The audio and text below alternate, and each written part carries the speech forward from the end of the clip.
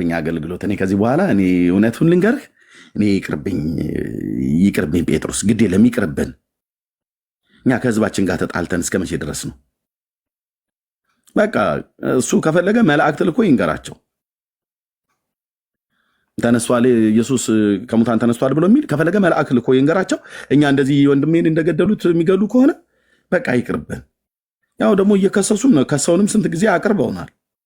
እኔ በቃ ሁሉ ቀን መካሰስ ሰለቸኝ። እሱ አልተካሰሰም፣ እየተከሰሰ ነው የሚቀርበው። በአይሁድ ሸንጎ ፊት አቅርበው ያለ ኃጢአታቸው ይገርፏቸዋል፣ ሰውነታቸው ደም በደም እስኪሆን ድረስ። እነሱ ደግሞ በጣም የሚገርም ከጉባኤው ሲወጡ ፊታቸው ደስ ብሎ ደማቸውን እንደ ላብ እየጠረጉ እየሳቁ ነው የሚወጡት። የክርስቶስ መንፈስ በእነሱ ላይ ስላለ ማለት ነው። እና ሰምተሃል ያዕቆብ፣ ማነው ጴጥሮስ፣ ዮሐንስ፣ ሁለተኛ እዚህ ኢየሩሳሌም ከተማ ውስጥ ይሄ ኢየሱስ የምትሉት ከሙታን ተነስተዋል፣ ያድናል፣ አይን ምስክሮች ነን ምናምን ብለህ ብትል አይንህን ነው ማጠፋለህ። እሺ ምናምን ነገር ብሎ በሚል ዝተው አስፈራርተው ሰደዷቸው ይላል። ጴጥሮስ እዛው ጋር እኮ ሲያስፈራሩት እንዴ እናንተን እንስማ ወይስ እግዚአብሔርን ብሎ የሚል እግዚኦ። አሁን ቅድም ተገርፎ ደሙን እኮ እየጠረገ ነው። ደሙን እየጠረገ ቆይ እናንተን ነው የምንሰማው ወይስ እግዚአብሔርን ነው የምንሰማው? ስለዚህ ነገር ወቁኛ፣ እናንተን አንሰማም፣ የምንሰማው እግዚአብሔር ነው፣ የምንታዘው እግዚአብሔር ነው። እኛ የትንሣኤው ምስክሮች ነን፣ በዓይኖቻችን አይተናል። ሲነሳ እኮ አይቻለሁ ነው ብዬ የምልህ ነው የጴጥሮስ መልእክቱ። አልተነሳም፣ ዝም በል ውሸትህን ነው። እኛ ወታደሮቹን ሁሉ አረጋጥ ተነስቷል፣ እኔ ራሴ አይቻለሁኝ፣ አይተናል እኮ ነው ብለን የምንላችሁ። አቤት ውሸት ብለው ሊሏቸው ይችላሉ። ይኸው ተነስቷል፣ የአባቶች አምላክ ምስክር ነው፣ ተነስቷል፣ ሕያውን ከሙታን መካከል ተነስቷል፣ መላእክት ሁሉ ጭምር አይተናል። በዚህ ጉዳይ ሴቶችም ሁሉ አሉ። ገና አይተናል፣ አረጋግጠናል። ሄጄ መቃብሩን አይቻለሁ፣ የመግነዙ ጨርቅ ብቻ ነው ያለው። በቃ ይህን ብለህ ነው ይህን ነው ስብከት ብለህ የምትለው ጴጥሮስ? ይሄ እኮ ነው ስብከቱ ይሄ ነው። ተነስቷል ነው ኢየሱስ ተነስቷል። እና ምን ይሁን ብታምኑ በስሙ ለእናንተም ለልጆቻችሁም ጌታ አምላካችን በሩቅ ላሉት ወደ እርሱ ለሚጠራቸው ለእናንተም ጭምር ነው ንስሐና የኃጢአት ይቅርታ በስሙ ታገኝታላችሁ። ይሄ የወንጌል ስብከት ከዚህ ከኢየሩሳሌም ይጀምራል። በአሕዛብ ሁሉ ነው የሚሰበከው።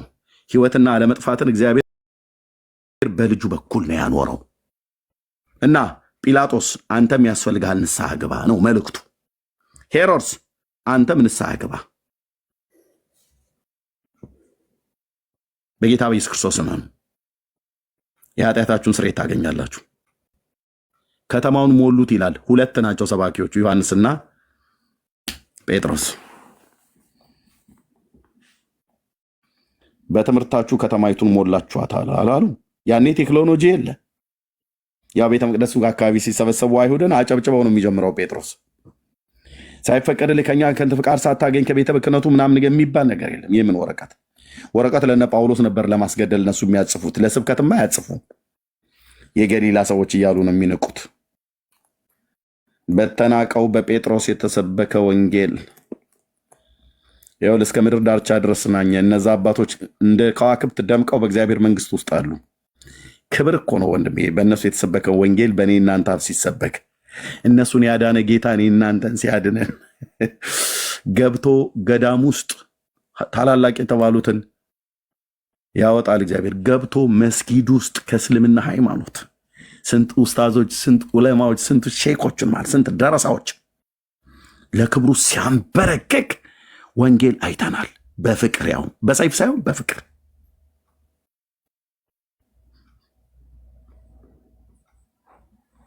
በቃ ይቅርብን፣ በቃ እኔ ከዚህ በኋላ አልሰብክም ብሎ አይደለም ጴጥሮስ ማን ዮሐንስ ያለው። በፍጹም የእናቴ ልጅ አባቴ ልጅ በሞት ተለያየን፣ በቃ እንደዚህ ከሆነ እኔ በአንተ ምክንያት ኢየሱስ ክርስቶስ እንደዚህ ካስገደልህ እና በቃ ተዋዋለሁ አላለም። ወንጌሉን የቀጠለው እዛ ኢየሩሳሌም ከተማ ውስጥ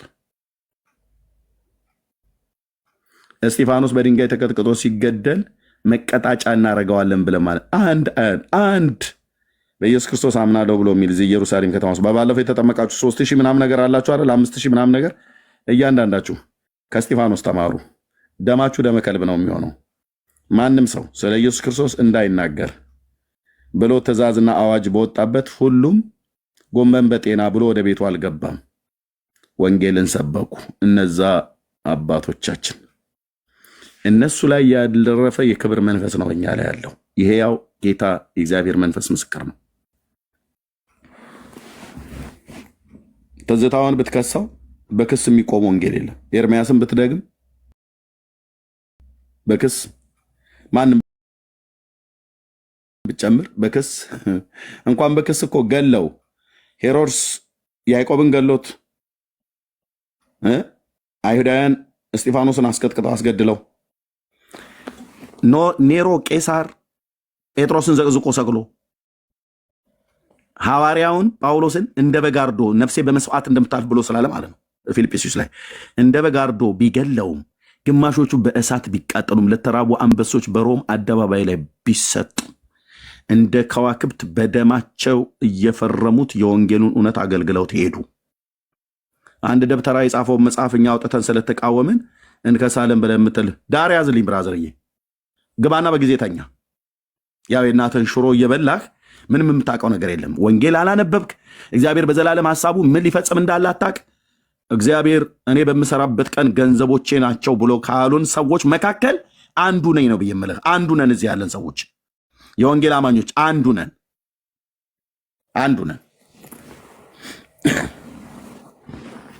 እንኳን መክሰስ አይደለም ደማችንን እንኳን ቢያፈሱት የክርስቶስ ወንጌል የክርስቶስ ወንጌል ነው። አይለወጥም ብራዘር፣ አይለወጥም። ከዚህ የባሰ ስንት ነገር ተደርጓል። ስንት ነገር ከድር መባረር ምናምን ነገር ብቻ አይደለም። ሬሳዎቻችን ሁሉ ወጥተው በአንዳንድ ቦታዎች ላይ ተቃጥለዋል።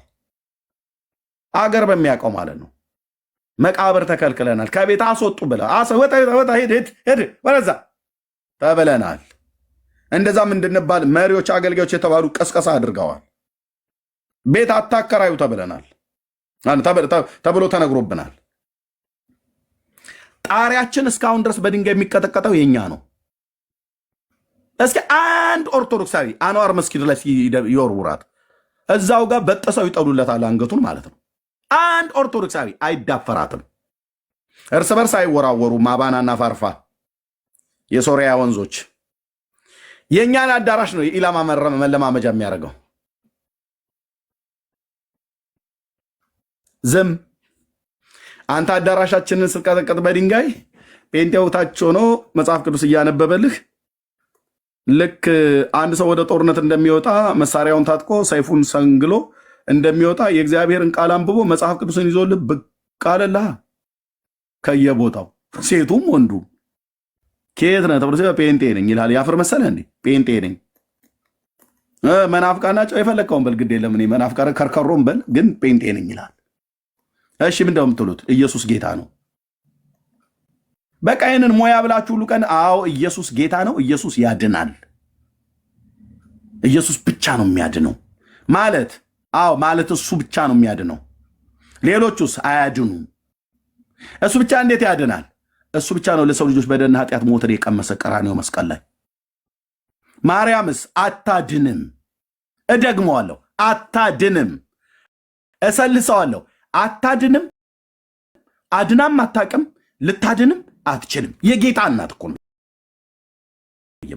የጌታዬ እናት አታድንም፣ አድናም አታቅም። በታሪክ ውስጥ ልታድንም አትችልም፣ ወደፊትም አታድንም። ለምን ኤርምያስ ስለምጠላት ነው አደል ብለህ ብትለኝ፣ ለምን እጠላታለሁ የጌታዬን እናት? ታዲያ እንዴት አታድን ብለህ ትላለህ ካልከኝ፣ ማዳን የበጉ ነው፣ ማዳን የእግዚአብሔር ነው። የመጽሐፍ ውስጥ ትንፋስ የሚናገረው ይህንን ነው። አንተ ፍጡርን ታድናል። ማንን አድና ታውቃለች? ማርያም እራሷም የዳነችው በጌታ ነው። መድኃኒቴ ብላ ጠርታ ማለት ነው። ተአብዮ ነፍሴ ለእግዚአብሔር ብላ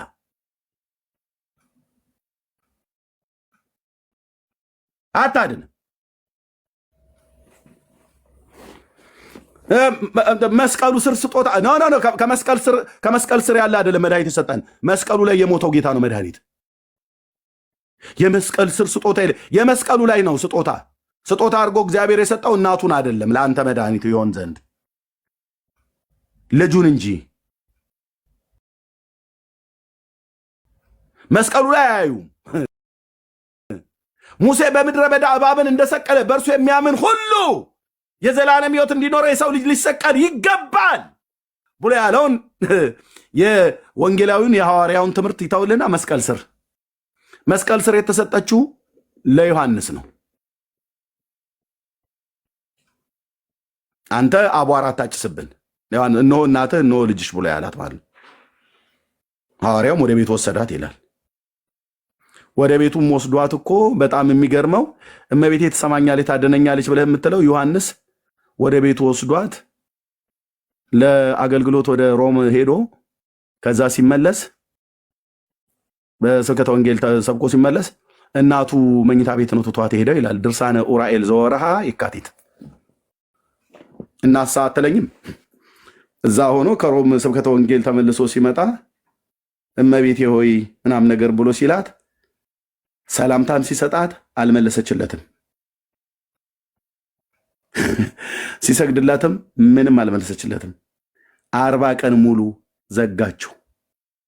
እናቱ ቤት ውስጥ ሆና ፊት ለፊት እየተያዩ እሱ እያያት እሷም እያየችው ምን ሆናለች ተብሎ ቢባል ታሪኩን እንዲል አንብበው። ዮሐንስን እንኳን እዛ ፊት ለፊት ሆና ካላየችው አንተ ታየኛለች ትሰማኛለች ብለህ አቧራ የምታጨስ ትውልድ ማለት ነው። የሚያይና የሚሰማን ጌታ እነግርሃለሁ ወንድምዬ። ይህንማ አነባዋለሁ። ይህንን ባላነብ በደለኛ ነው የምሆነው። የልጅሽ ወዳጅ ዮሐንስ በፊት ለፊትሽ ቆሞ ሲጠራሽ እመቤቴ ሆይ የማትሰሚው የማትመልሽለት እስከ መቼ ነው ብለው 4 ነው 5 መላእክት ተልከው መጥተው ነው ነግረዋት ከእንቅልፍ እንደሚነቃ ሰው ነቃች ይላል። በአንድ ቤት ውስጥ ተቀምጣ ዮሐንስን ካልሰማች አንተ የት አግኝታ ነው እመቤቴ ትሰማኛለች ብለህ የምትለው? አቶ ጫቡዴ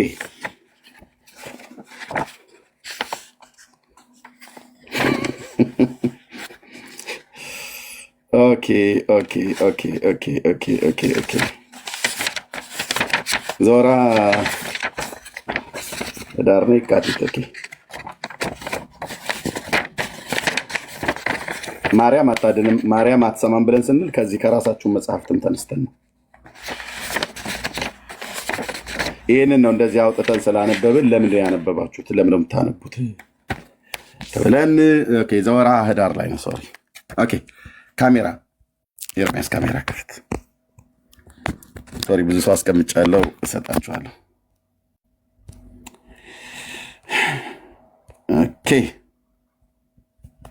ምንድነው ጥፋታችን? ድርሳነ ኡራኤል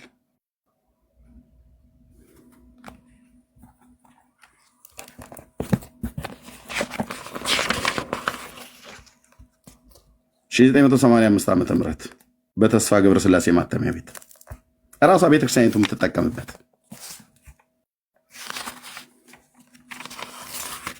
ዘወራ ህዳር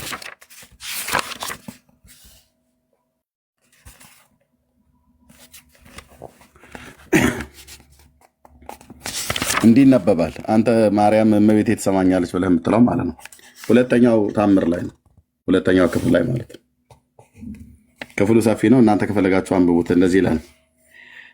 ዳግመኛ እመቤታችን ይላል በግብፅና በኢትዮጵያ በስደቷ ጊዜ የደረሰባት ችግርና እንዲሁም ለእኛ ለነፍሳችን ለስጋችን መዳኛ ከጌታችን የተሰጠውን ቃል ኪዳን የመላእክት ተልኳቸውንም ክብርና ገናነት የሚያስረዳ ነው ይላል።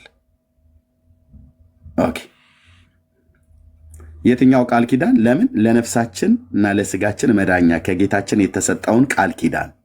ለማን የሰጠው ይህንን ቃል ኪዳን? ለማርያም ነው ብለህ የምትለኝ በጣም እስቅብሃለሁ።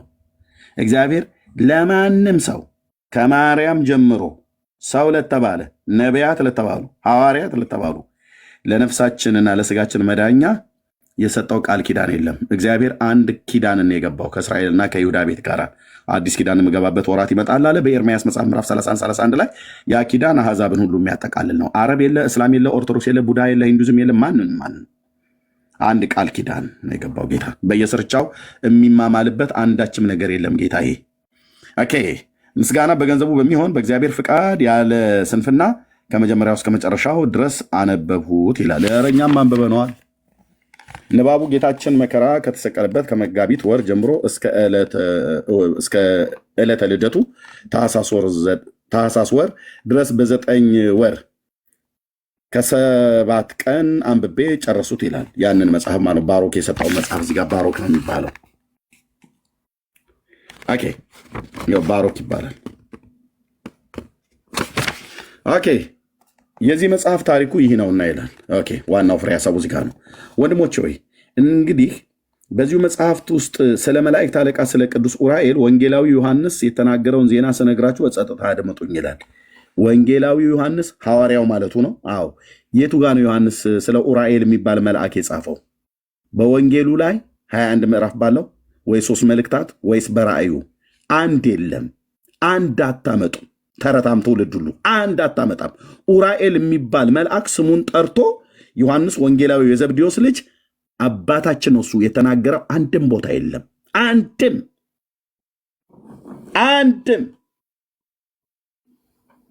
አድምጡኝ ይላል።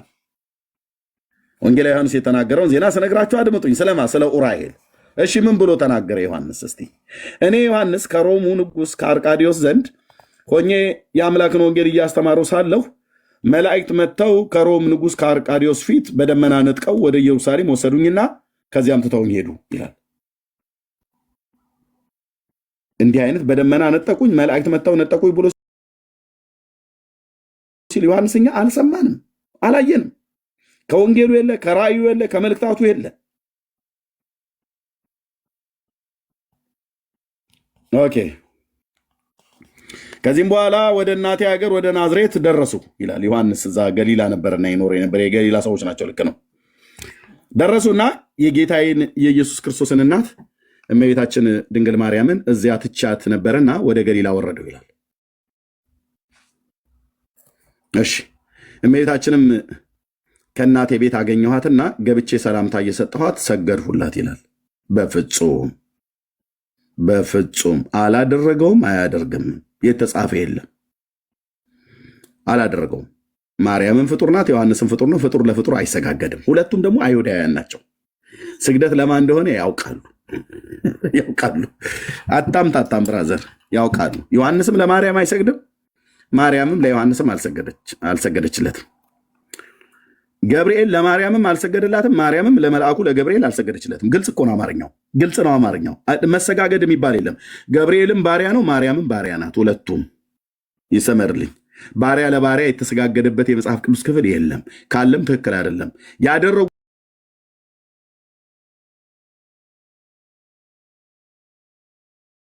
ሰዎች እንኳን ቆርኔሌዎስ በጴጥሮስ ሲሰግድ እንኳን ጴጥሮስ አስነስቶ እኔ እንዳንተ ሰው ነኝ እና ተነሳ አለው። በያገኘህበት አታፈንድዳ አይነት ነገር ነው።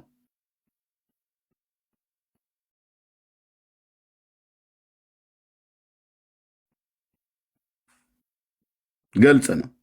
ሰገድሁላት ይላል። ለዚህ ነው በከመ ሰገደ ዮሐንስ ለወልድኪ ነው ብለው የሚሉት። ቀሲስ እንዴት ነበረ እሱ ቃል? በከመ ሰገደ አይ ቲንክ መልክዓ ስዕል ላይ ነው እንዲህ የሚል ቃል አለ።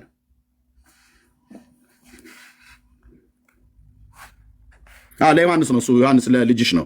በከመ ሰገደ ዮሐንስ ለወልድኪ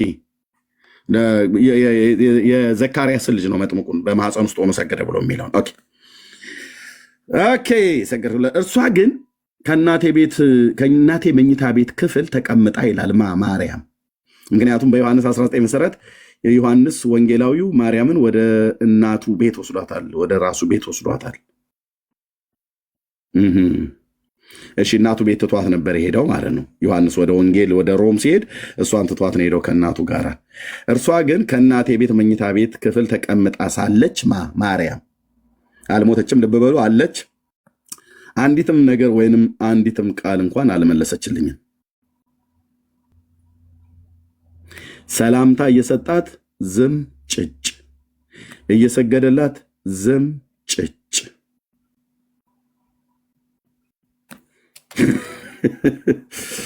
ማርያም ሰላምታ እየሰጣት ዮሐንስ ሰላምታ እየሰጠው ለሰላምታውም እግዚአብሔርም ይመስገን አላለችው።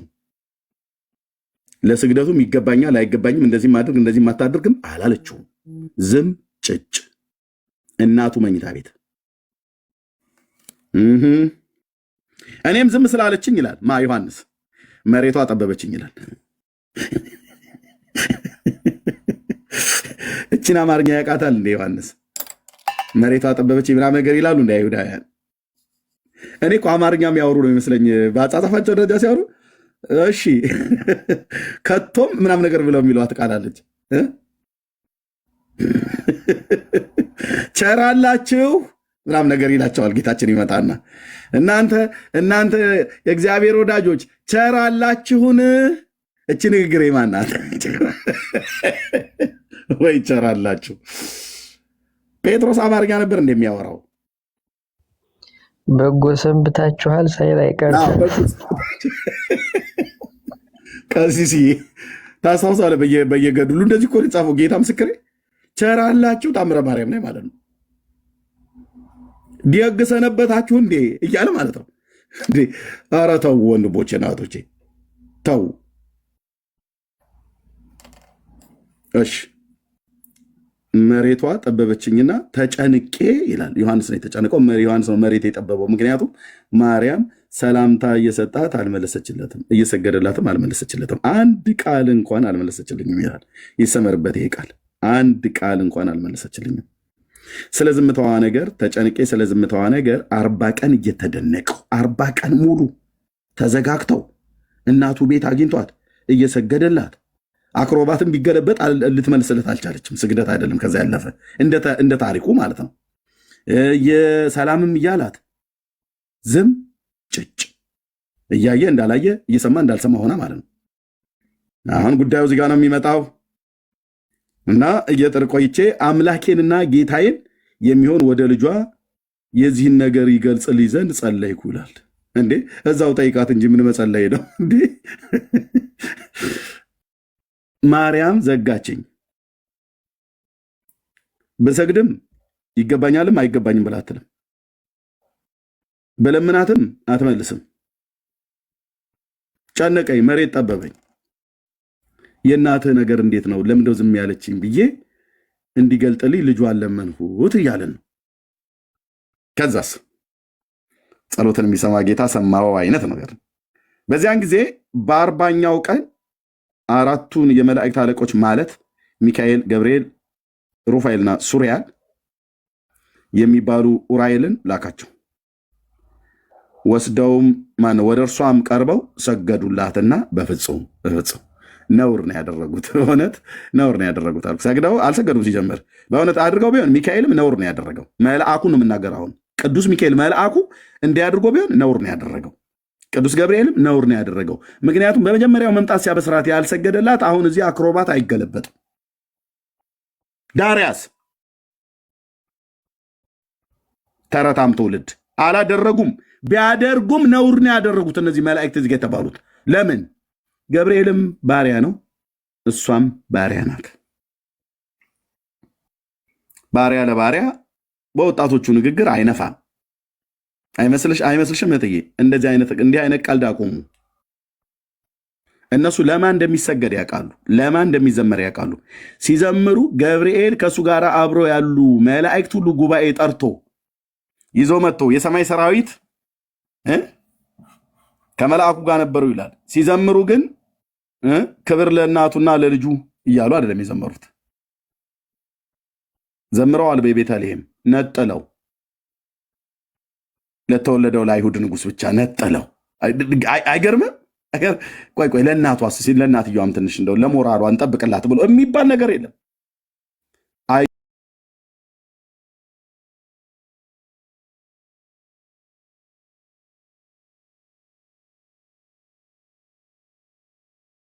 ዝማሬና ምስጋና የተገባውና የሚገባው የሰማይ የምድር ፈጣሪ ልዑል እግዚአብሔር አብ ወልድ መንፈስ ቅዱስ አንድ አምላክ ብቻና ብቻ ነው። ስግደትስ አይገባ። መላእክት መጥተው ነበረ፣ በዛ አልሰገዱም። ለማርያም ሰገዱላት ብሎ የሚል የለም። ሰብአ ሰገልስ ከሩቅ ምስራቅ አገር መጥተው በስመ አብ ወወልድ ወመንፈስ ቅዱስ አሐዱ አምላክ ብለው እንደሚያማትቡት አማትበው ከሰገዱ ለእሱ ነው የሰገዱት መጽሐፉ ብሎ የሚለው። ለእናትየዋም ሰገዱላት ለእሱም ሰገዱለት ብሎ የሚል የለም። ስጦታ ይዘው መጥተው ወርቅ፣ ዕጣን፣ ከርቤውን ለእሱ አቀረቡለት ይላል። አቀረቡላቸው፣ አቀረቡላት አይልም። አቀረቡለት። እጅ መንሻው ወርቅ፣ ዕጣን፣ ከርቤ ለእሱ እንጂ ለእሱ አይደለም የመጣው። ለምን? ስለማይገባት ስለማይገባት።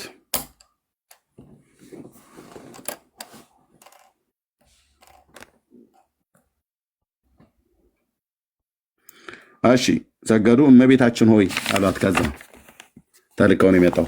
የልጅሽ ወዳጅ የሆነ ማን የልጅሽ ወዳጅ ወንጌላዊው ዮሐንስን ስለምን ዝም አልሽው? 40 ቀን ሙሉ ተዘጋግተው መላእክት ናቸው ከሰማይ መጥተው የሚነግሯት። አታነጋግሪውምን? መልስ ስለምን አትመልሽለትም አሏት። እነዚህ መላእክት መጥተው ከሰማይ ዮሐንስ ጸለየ። የመዘጋጋታቸው ጉዳይ እግዚአብሔር ዘንድ ወደ ጌታ ጸለየ። ጌታም መላእክቱን ላከና ለምን ደግሞ አትመልሽለት? የልጅሽ ወዳጅ የሆነውን አንድ መኝታ እናቱ መኝታ ቤት ሆና ወደ እሷ ሰላም ሲላትም ሲሰግድላትም ካልመለሰችለት አንተ አሁን አሜሪካና ካናዳ፣ አውሮፓ፣ አውስትራሊያ፣ በባህር ደሴቶች፣ በአፍሪካ፣ በመካከለኛው ምስራቅ ተቀምጠ እመቤቴ ትሰማኛለች ብለህ የምትለው ሂሳቡን ታመጣዋለህ ማለት ነው። ሞታ እሷ በእግዚአብሔር ገነት ነው ያለችው። ሳትሞት በአካለ ስጋ እንኳን እያለች ዮሐንስን እኮ እናቱ ቤት ሆና አልተደማመጡም፣ አልሰማችሁም፣ አላየችውም።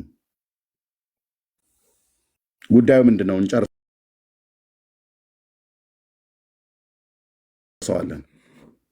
አትመልሽለትም ምን አሏት? ስለምን አትመልሽለትም አሏት? ዘወርሃ ኅዳር ድርሳነ ኡራኤል። ይህን ስላሳየን ነው አደል ይታሰሩ ምናምን ብለህ ብትለው ቀልደኛ ትውልድ። እሺ እዛ እመቤታችንም ወንጌላዊ ዮሐንስ ወዴት አለ ብትላቸው እመቤታችን ሆይ እነሆ ከፊትሽ ቆሞ ይገኝ የለምን አሏት።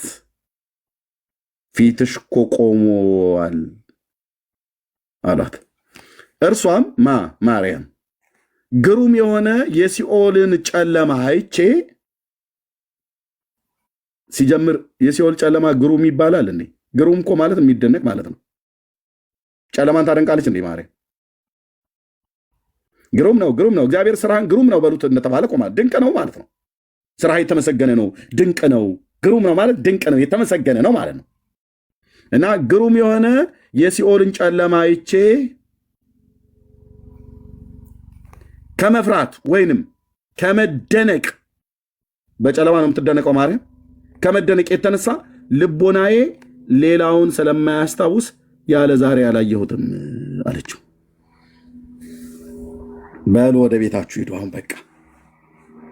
ሁለተኛ እመቤቴ ታየኛለች ትሰማኛለች ብለሽ መተሽ እኔ ላይ አትለፋለፊ እመትዬ።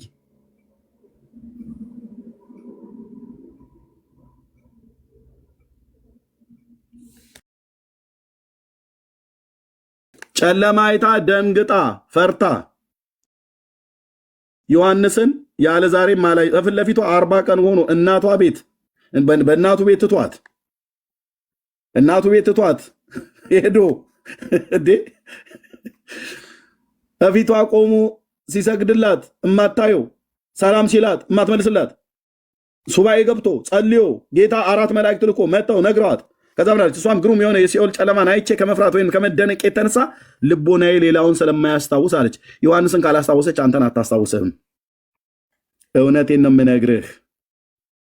አቃጠልከን አንተ ሰውዬ ምናምን ብለህ ትለኛለህ። በውስጥ መስመር ትመጣና በቃ ንደድና ይሄ ተረት ከተቃጠለ በኋላ ንጹሕን የእግዚአብሔርን ቃል እነግርሃለሁ ማለት ነው። ኦኬ ያለ ዛሬም አላየሁትም አለች። እሺ ታዲያ አንተ ዮሐንስ እናቱ ቤት እንኳን ትቷት ሄዶ ከስብከተ ወንጌል ሲመለስ ያን ሁሉ ሰገደላት፣ ሰላም አላት፣ ስግደቱንም አላየችም፣ ሰላምታውንም አልተቀበለችም እያለ መጽሐፍ እየነገረህ አንተ አሁን ሞታ የጌታችን እናት ሞታለች። ነፍሷ በእግዚአብሔር ገነት ነው ያለው፣ ሲኦል አይደለም። በእርግጠኝነት የምነግራችሁ ያመነች ስለሆነች ማለት ነው። በጌታችን በኢየሱስ ክርስቶስ ስላመነች ነው። ባይዘው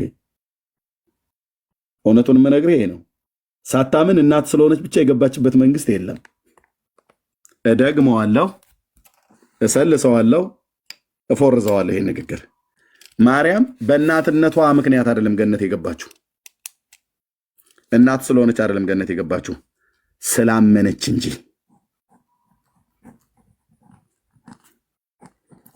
ኦርቶዶክሳውያን ጋር በጣም የምትጠላ ትምህርት ስለ ማመን እምነት ይሄ ቀዳሚ አይደለም። በመጽሐፍ ዓለም ግን ስለ አባቶችም የተመሰከረላቸው በእምነት ነው። በእምነት ጸደቁ፣ በእምነት ድል ነሱ፣ በእምነት የተሰጣቸውን የተስፋ ቃል ወራሽ ሆኑ። በእምነት ለእነሱ የተነገረላቸው ለእነ አብርሃምና ሌሎች አባቶች የተነገረላቸው በእምነት ነው። ይህንን ቃል ሲናገር ሮሜ መልእክት ላይ ቅዱስ ጳውሎስ ሲናገር ምን ይላል? ይህ ተቆጠረለት የሚለው ቃል ስለ እርሱ ብቻ የተጻፈ አይደለም፣ ስለ እኛም ነው እንጂ ይላል። ስለ በደላችን አልፎ የተሰጠውን እኛን ስለ ማጽደቅም ከሙታን የተነሳውን ለምናምን ለእኛም ይቆጠርልን ዘንድ አለው ይላል። እንደነኛ አይነት መጽሐፍቶች እራሷ ማርያም እንደማትሰማ እንደማትለማ ይነግሩሃል። እውነታቸው እኮ ነው። እነዚህ መጽሐፍቶች ላይ አንዳንዱ የተገኘው እንደዚህ አይነት ነገር አሁን ማርያም አታይም አትሰማም ይላል። ይኸው ድርሳነ ዑራኤል ዘወርኃ ኅዳር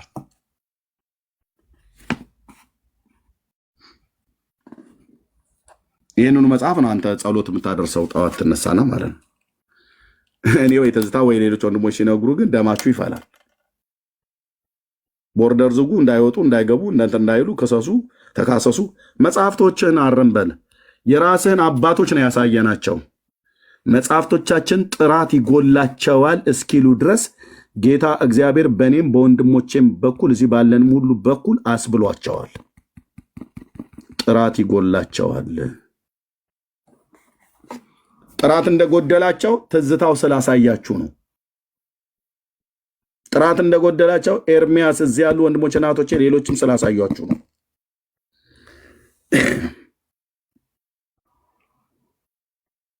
መቼም እኛ ከኦርቶዶክስ ክብርና ዝናን አንፈልግም እንጂ የወርቅ ማርዳ ለእኛ ነበር ማሰር የነበረባት ኦርቶዶክስ።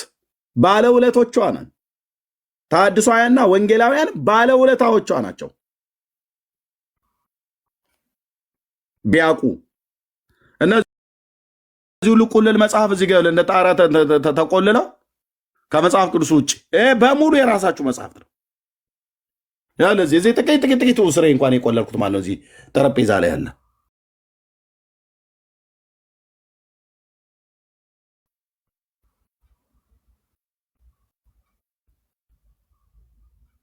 ጠዋትና ማታ አንብቤው በረከት የማገኝበት እንዳይመስልህ። ውስጡ የተጻፈ አንድ ማዕት እንኳን እኔ ራሳቸው ኦርቶዶክሳውያን ያፈሩበት የእርግማን ቃል ነው ላው ላይ የተጻፈው አብዛኛው።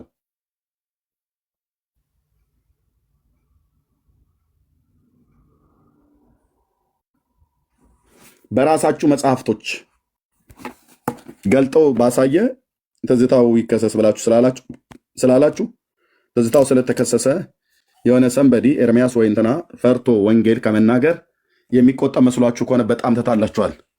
የእግዚአብሔር ጊዜ ሲደርስ ስንሄድ እኛም እንከሰሳለን ተራችንን ማለት ነው። እውነቴን ነው የምልህ። ወደ ሀገራችን ለመግባት ይሄንን ስላወራችሁ አትገቡም ብሎ የሚል ህግ የለም። እናንተ የእስልምና ሃይማኖት ላይ ገብታችሁ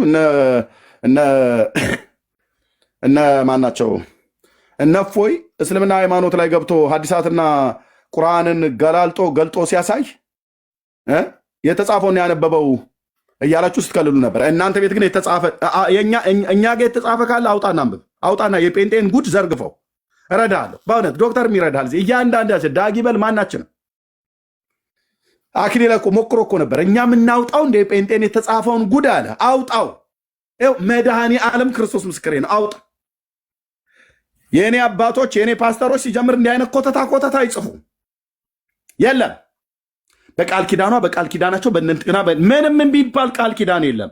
አንድ ቃል ኪዳን አለ። እግዚአብሔር በልጁ በክርስቶስ ኢየሱስ ዓለሙን ሁሉ ሊያድን ቀራንዮ ኮረብታ ላይ በገዛ ደሙ በእግዚአብሔር ልጅ ደም የተመረቀ አዲስ ኪዳን አለን። በተመረቀልን በአዲስና በሕያው መንገድ በኢየሱስ ደም የሚያምን ሁሉ የኃጢአቱን ይቅርታ ያገኛል። የሚያምን ሁሉ የዘላለም ሕይወት ይወርሳል። ይገርማችኋል። ለፓስተር እንትና ጌታ ተገልጦለት ቃል ኪዳን ገባለት። የፓስተሩ መቃብር ያሳመ በፓስተሩ ስም ገድል የጻፈ ያጻፈ 22 ትውልዱ ይማራል። እንዲህ አይነት ኮተታ ኮተት እኛ ቤት የለም፣ ለዘላለምም አይኖርም። እውነቴን ነው የምልህ።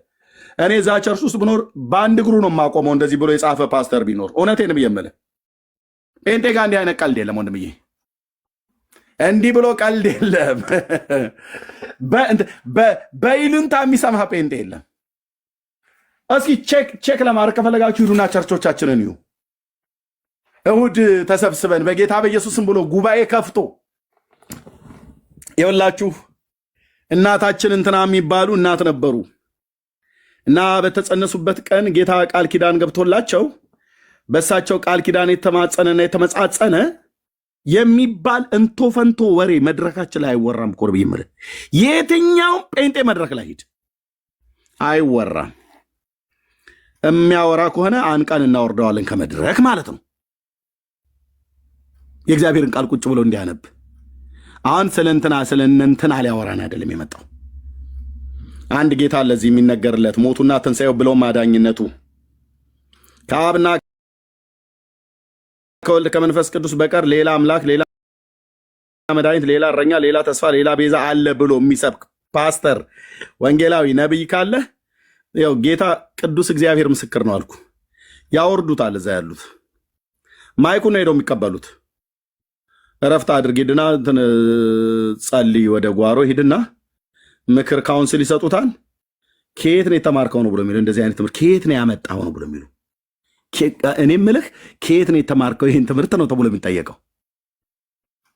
የመድረክ ላይ ሰባኪ ነኝ ይህም በሀገሬም ሳለው አሁንም ባለውበት ቤተክርስቲያን ከየት ነው ያመጣው ነው የምትባለው። እንግዲህ ወገኖቼ ፓስተር እንትና የተጸነሰበት የሚባል ነገር የለም። ይጸነሱ 10 ጊዜ ይወለዱ። እናታቸው መድረክ ላይ አመጣት ወለዳቸው። አሁን ስለ ፓስተር እንትና መወለድ አይደለም ሊነግረን የመጣው። የተወለደው የአብ ልጅ ኢየሱስ የቤተ ክርስቲያን ራስ የሆነውን ጌታ እሱን ይሰብከናል። ካልሰበከስ ዳርያስ እንለዋለን። በጣም ዞር በል።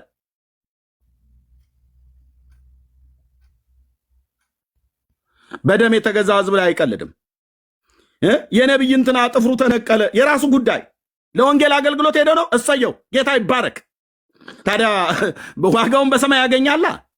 እና ዋት እኔ ምን ዘማሪ ዳጊ ወላይታ ሀገር ሄዶ ሊዘምር ሲል እሾህ ወጋው ተብሎ ይባል እና አልተነቀለለትም። እሾሁ ነው ምንለው አልተነቀለለትም እንዴ? ታዲያ ወደ ሆስፒታል እንውሰደዋ ነው የሚባለው። ወይ እንነቅልለታለን፣ ወደ ሆስፒታል ሄዶ ይነቅሉለታል። እና በሾሁ መወጋት፣ በዘማሪ ዳጊ ሾህ መወጋት ምክንያት ቤዛ ሆናችሁ አምላኬ እሾህ ወጋው ትለኛለህ እንዴ? እሺ እሾህ ወግቶት ሊሆን ይችላል። አገልግሎት ሲሄድ ምን የማይወጋህ አለ? እዚሁ እናንተ በነገር የተወጉን የለ እንዲህ በምላስ እነ ምላስ ረጅሙ እና እሾህ ወግቷቸው ዘማሪ ዳግማዊ ጥላሁን እሾህ ወጋቸው ከዕለታት አንድ ቀን ወደ ወላይታ ለአገልግሎት ሲሄዱ ተብሎ ከዛ ገድል ስንጽፍ ይታይ የዘማሪ ዳግማዊ ጥላሁን በረከቱ ይደርባችሁ ተብሎ ሲባል በጌታ በኢየሱስ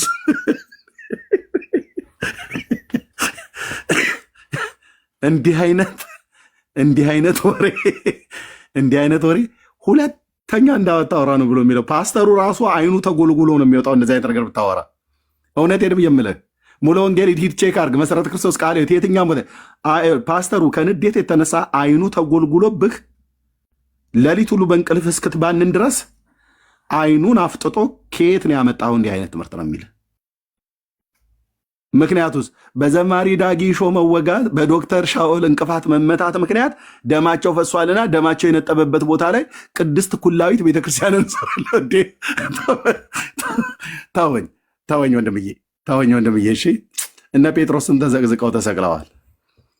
እሾህ ወጋው ትላለህ እንዴ? ጳውሎስ ማለት የመከራ ዝናብ የዘነበበት ሐዋርያ አለ። ከኢየሩሳሌም እስከ ኤልዋሪቆ ድረስ እንዲህ የእንትና ጥፍራቸው የዘርአ ብሩክ ጥፍራቸው የጥፍራቸው በረከት ይደርብን። ይሄ ጥፍራም ትውልድ ሁሉ ማለት ነው። የጥፍራቸው በረከት ይደርባችሁ። ጥፍር ትላለች የኔ እናት። በእውነት ጥፍር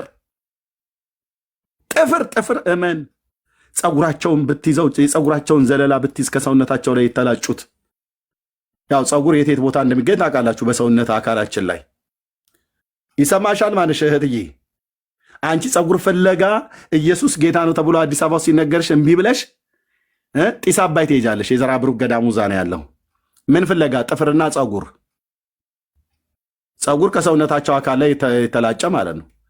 ከብብቱም ከብሽሽቱም ከብልቱም ስር ጭምር የተላጨ። እውነቱን ነው የምነግርህ፣ በግልጽ ነው የምነግርህ። እና ፍለጋ ማለት ነው አንድ ኦርቶዶክሳዊ የዘራ ብሩክን ጥፍር ፍለጋ እና ጸጉር ፍለጋ በየት የተጻፈ? የት ትደብቁት? ይህን ጠፍር ይዘህ 22 ትውልድህ ይማርልሃል ይላል። በስመ አብ ወወልድ ወመንፈስ ቅዱስ ብሎ ጀምሮ ጥፍርና ጸጉር፣ አተላ፣ እጣቢ ጌታ ኢየሱስ ክርስቶስ ምስክሬ ነው። እጣቢ ጠጥታችሁ ትጸድቃላችሁ ብሎ የሚል የጋኑ ነው የድስቱን ብለህ ጠይቀኝ። የተገኘውን እጣቢ የተጻፈ መጽሐፋችሁ ላይ ሂድና እጣቢ ጠጥተህ ትጸድቃለህ ብሎ ያሉህን እነዚህ ነውረኛ አባቶችን ስርዓት አስይዝ። በመጀመሪያ አንተ የክቡር የክርስቶስ ኢየሱስ ደም ፈሶልህ ሳለ የልጁ የኢየሱስ ክርስቶስ ቅዱስ ሥጋ ተተልትሎልህ ሳለ ደሙና ሥጋው አልበቃ ብሎህ የአብ ልጅ አልበቃ ብሎህ አንዴ ጥፍር፣ አንዴ አተላ፣ አንዴ ጣቢ፣ አንዴ ጸጉር፣ አንዴ እንትን ፈልግ ብሎ ሲል ችኳንታ ተከራይተህ ሰሜን ሸዋን፣ ትግራይን፣ ጎንደርን፣ ጎጃምን፣ ሸዋን፣ ኦሮሚያ ክልል ብቻ የትኛም ቦታ ላይ ቦረዳ፣ ደቡብ ወላይታ ውስጥ ማለት ነው ስትኳትን ትኖራለህ። እጣቢ እውነቴን እኮ ብዬ እኔ የሥላሴ ባሪያ እጣቢ ጠጥተህ ትድናለህ ትጸድቃለህ ብሎ የሚል ትምህርት የትኛው ሐዋርያ ነው እንደዛ ያለው? ጽድቅ እጣቢ በመጠጣት ነው እንዲገኛል ብሎ ያለው ቅዱስ ጳውሎስ። አሁን ግን በሕግና በነቢያት የተመሰከረለት የእግዚአብሔር ጽድቅ ያለ ሕግ ተገልጧል ይላል። ይህ የእግዚአብሔር ጽድቅ በኢየሱስ ክርስቶስ ለሚያምኑ ሁሉ የሆነ ነው ይላል። በኢየሱስ ክርስቶስ ስታምን ነው የእግዚአብሔር ጽድቅ ለአንተ የሚሆንልህ። በኢየሱስ ክርስቶስ የሚያምኑትን ነው እግዚአብሔር በጸጋው ሊያጸድቅ በጎ ፍቃዱ የሆነው። ይሄንን እውነት ጥሎ እጣቢ ጠጣና ትጸድቃለህ ይልሃል መጽሐፋችሁ። አንድ መምህር ጥራ እፊቴ አይቆምም። ውሸትህን ነው ኤርምያስ በሎ የሚል የሚያስተባብል ሰው ካለ ይግባ ገስት ላይ። ሰማይ ምድር ይስማ። አንድ እጣቢ ጠጥታችሁ ትጸድቃለህ፣ አተላ ልሰህ ትጸድቃለህ ይልሃል። ቃል በቃል የተጻፈ ደረትህን ነፍተህ አንተ ስለ አተላና ስለ ጸጉር ስለ ጥፍር የሚናገር ትውከት፣ የሰው ትውከት ወንድሞች ናቶቼ፣ ድርሳነ መድኃኔ ዓለም ወገድለ መባሃ ጽዮን ላይ የሰው ትውከት ቮሚት ስለ መብላት ስለ መላስ ይናገራል መጽሐፋችሁ። የሰውን ደም ስለ መጠጣት ይናገራል መጽሐፋችሁ። እግሩን ጠባው ይላል፣ የሰውየውን ደም ጠባው ይላል።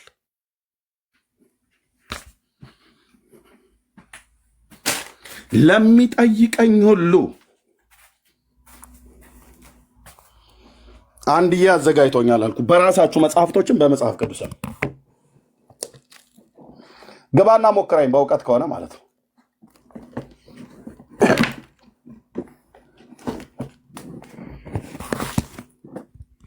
ግባና ሞክረኝ።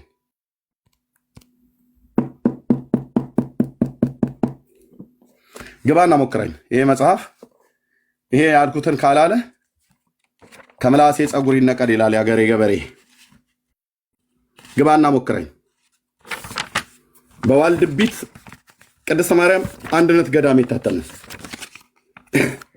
በብፁዕ ቅዱስ አቡነ ቄርሎስ የሰሜን ወሎ ቅዱስ ላሊባላና የዋግኽምራ ሀገረ ስብከት ሊቀ ጳጳስ የቅዱስ ሲኖዶስ አባል በሳቸው ፍቃድ በፓትርያርኩ በብፁዕ ቅዱስ አቡነ ጳውሎስ ፈቃድ የታተመ አባ ጽጌ ሥላሴ መዝገቡ የተረጎሙት የዋልድቢት ቅድስት ማርያም አንድነት ገዳም መነኮሳት ያሳተሙት የሰው ደም እግሩ ሲደማ በእንቅፋት ተከታትሎ ሰውየው የሚደማውን ጣቱን ጠባው ይላል፣ ደሙን ሁሉ ጭምር ጠባው ይላል። የሰው ደም ስለመጠጣት የሰው ትውከት ሰው ቮሚት የሚያደርገውን ትውከትን ስለመብላት ያስተምራል መጽሐፋችሁ። ተዘዛውን ያዙት ኤርሚያስ ሊገባ ነው። ደግሞ እንደው ወሬ እንኳን ሰምተው ቢሆን ብራዘር የውሸታቸው ብዛት እንትና ኤርሚያስን ያዙት ተዝታው ሊገባ ነው፣ እንትና ሊመጣ ነው፣ በዚያ ወጥቶ በዚህ ገብቶ ይሄው መጽሐፋችሁ ላይ የሚናገረው ይዘኑ እንሄዳለን። ታዲያ ይዘኑ እንሄዳለን፣ ክቡር ዳኛው ጋር ይዘኑ እንሄዳለን። ይሄው ትውከት ይሰማሉ ማለት ነው። ትውከት የሰው ትውከት ዲያቆናቶቻችሁ ሁሉ ጭምር በቪዲዮ አለ እንዴ ትውከቱን በላው እያለ ብሎ የሚልህ ምንም አይሰቀጥጠህም አይደል? ከፈለክ አንተ አክተሃል ላስ እውነቱን ግን ምነግርህ ጽድቅ በእግዚአብሔር ልጅ በኢየሱስ ክርስቶስ በማመን እንጂ አተላም ትውከትም ደምም ልሰህ ተላልሰህ በልተህ ጠጥተህ አንዴ ተቅማጥ፣ አንዴ ፀጉር፣ አንዴ ጥፍር፣ አንዴ አንጎል ትላላችሁ። ምን አደረጋችሁ ህዝቡ? ምን አደረጋችሁ ህዝቡ? ምን ያደረጋችሁ ህዝቡ? አማኑኤል ነው ለዚህ ህዝብ ደሙን ያፈሰለት ጌታ ኢየሱስ ክርስቶስ። ለምን ንጹህ ወንጌል አትነግሩትም? ጽድቅ የሚገኘው በኢየሱስ ክርስቶስ በማመን ነው ይላል ቅዱስ ጳውሎስ። እነዚህ መጽሐፍቶች ደግሞ አተላልሰንም ጸድቀው ይልሃል፣ ትውከት በልተንም ጸድቀው ይልሃል፣ እጣቢ ጠጥተንም ጸድቀው ይልሃል። እጣቢ ይሄው እዚህ መጽሐፍ አንዳችሁም አትገቡ። አይቻችኋለሁ። አንዳንዶቻችሁን አንዳችሁም አትገቡ። እንዳቀረቀርክ ገብተህ እንዳቀረቀርክ ትወጣለህ። እዚህ ውስጥ መልስ ስታጣ ማለት ነው። ለመከራከሪያነት አይበቁም ይላል። ጠዋት ጠዋት እነዚሁን አይደል እንዴ ስትደግም ስትስም ስትሳለም የምትውለው?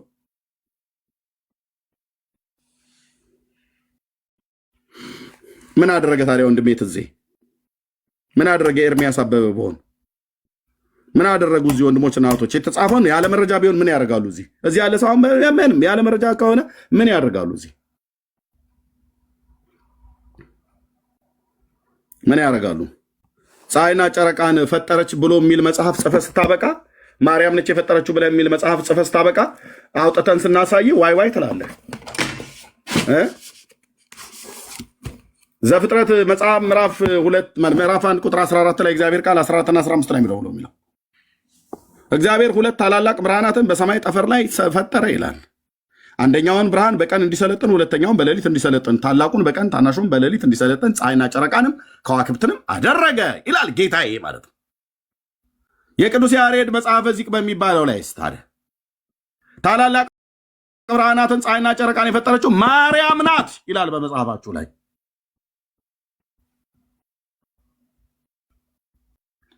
እንዲህ አይነት ውሸትና ቅጥፈት አቁም እንልሃለን። እኛ ደግሞ አቁም፣ አታምታታም ስልህ አቁም። የሺህ ፍልጥ ማሰሪያው ልጥ ይላል የአገሬ ገበሬ። እውነቴን እኮ ብዬ የምልህ አቁም። እነዚህ መጽሐፍቶች ሄደን አሩም በላቸዋ።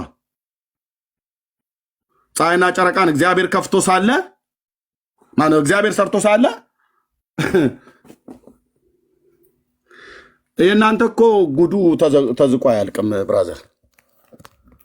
ማርያም መኖር የጀመረችው ሰማያትና ምድር ሳይፈጠር ነው ብላችሁ ያላችሁ ቀን ነው ነገሩ የበቃን።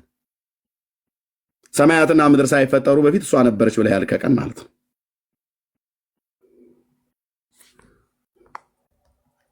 ይኸው መጽሐፈ ሰዓታት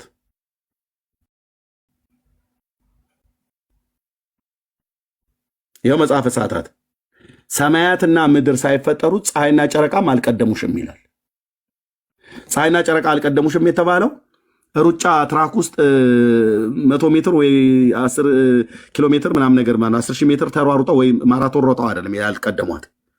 በመፈጠራቸው ፀሐይና ጨረቃ አልቀደሙሽም። አንቺ ሰማያትና ምድር ሳይፈጠሩ ፀሐይና ጨረቃ ሳይፈጠሩ በፊት ነበርሽ ይላታል። አይ በአምላክ ሕሊና ነው ብለህ እንዳትለኝ። ኖ በአምላክ ሕሊና ብሎ የሚለው ታምረ ማርያም ነው። ይሄኛው ግን ብሎ የሚለው ከአምላክ ሕሊና ሳይሆን መላእክት ሁሉ ይላላኳት ነበር ይላል። መላእክትን ትልካቸው ነበር ፀሐይና ጨረቃ ሰማይና ምድር ሳይፈጠሩ። ስብሐተ ፍቁር ዘማርያም ላይ ማለት ነው።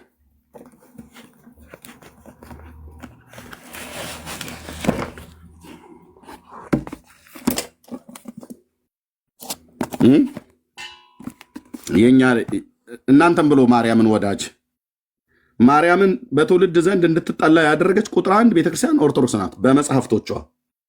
በመጽሐፍቶቿ መጽሐፍቷን ያነበበ እንዲናገራለሁ። ማርያም የጌታዬ እናት እንድትጠላ በትውልዱ ዘንድ ከተደረገ ያደረገችው የኢትዮጵያ ኦርቶዶክስ ቤተክርስቲያን ናት። እነዚህን መጽሐፍቶች ያነበበ ሁሉ በሙሉ ማርያምን ይጠላታል። መጽሐፍ ቅዱስን ግን ያነበበ ማርያምን ይወዳታል። እኔ መጽሐፍ ቅዱስን ስላነበብኩ የጌታዬ እናት እወዳታለሁ። ስብሐተ ፍቁር ዘማርያም መጽሐፈ ሰዓታት ላይ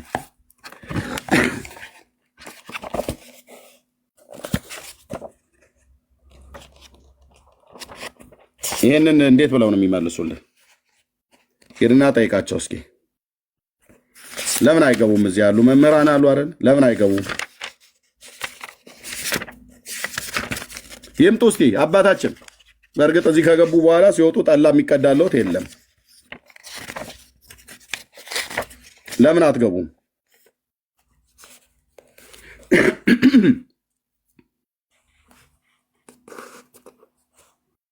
እምቅድመ ሰማይ ወምድር ሀለወትኪ ይላል። ያ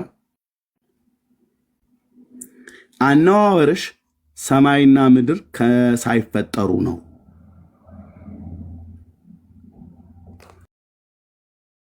ፀሐይና ጨረቃም አልቀደሙሽም። በምንድን ያልቀደሟት? በመፈጠር ማለት ነው። በመፈጠር ፀሐይና ጨረቃ አልቀደሟትም። ይሄ ማለት ምን ማለት ነው? እሷ ከፀሐይና ከጨረቃ በፊት ነው የተፈጠረችው እያሉ ነው።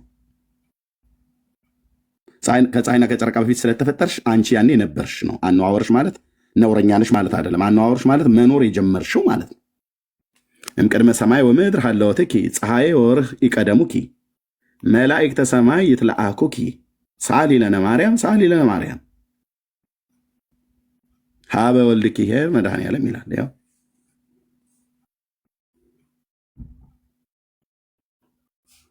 ፀሐይና ጨረቃ አልቀደሙሽም፣ የሰማይ መላእክት ይላላኩሻል። መቼ? ሰማያትና ምድር ሳይፈጠሩ፣ ፀሐይና ጨረቃ ሳይሰሩ መላእክትን ይላላኳት ነበር።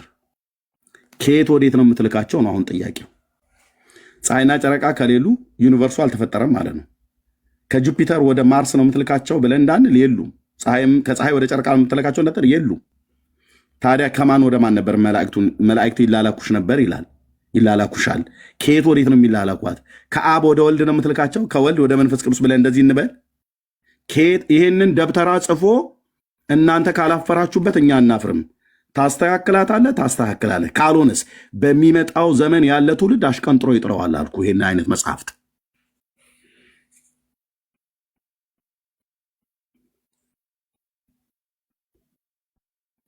ድርሳነ ኪዳነ ምሕረት እጎትትልሃለሁ አልኩ። የትኛው ይሻላል? የትኛውን ላንብብላችሁ? በምርጫ ከሆነ ምንም አንድ የቀረ መጽሐፍት የለም ከብራና ውጭ። ኦኬ፣ ድርሳነ ኪዳነ ምሕረት ገጽ 118 ላይ ምን ይላል?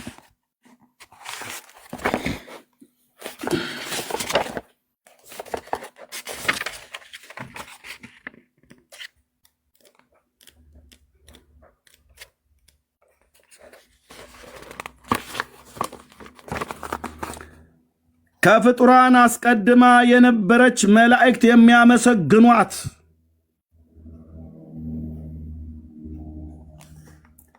ፀሐይ የከለላት ሁለተኛ ሰማይ እሷ ናት። ከማን? ከፍጡራን ግዑዙም ሕያዋን ፍጥረታት ሳይፈጠሩ ማለት ነው። ድርሳነ ኪዳነ ምሕረት የሰኞ ገጽ 18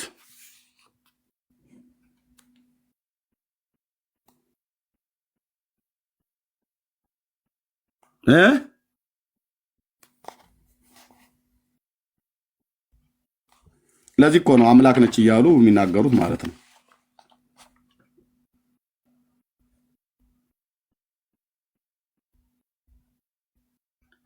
እስኪ ኦርቶዶክሳዊ ያለ ሰው ለማውራት የፈለገ ሰው አንድ ቁጥር እስኪ ይጻፍልኝ እስኪ በዚህ ጉዳይ ላይ ኤርሚያስ ተሳስተሃል ብሎ የሚል ያለ ኢራንና እስራኤል እንደሚወራወሩት ሚሳኤል የጥያቄ ናዳ ለኋላ ያዘንብብሃለሁ ካለ እስኪ አንድ ሰው ይጻፍልን።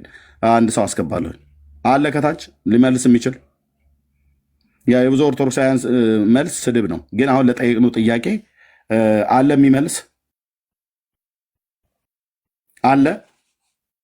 በመጽሐፈ ሰዓታት በድርሳነ ኪዳነ ምሕረት የነአኩቶ ለአብ አዘጋጅ ቅዱስ ነአኩቶ ለአብ ሰበካ ጉባኤ ጽሕፈት ቤት ነው። ነአኩቶ ለአብ ያው ስልካቸው ነአኩቶ ለአብ ገዳሙ ማለት ነው። በግለሰብ ነው የተባለው የተጻፈው ብለህ አታምታታም ስልህ አለ አለ ወይ ከፍጡራን አስቀድማ የነበረች ብለዋል። ፍጡራን ሳይፈጠሩ በፊት ማለት ነው። ሰማያትና ምድር ሰውና መላእክት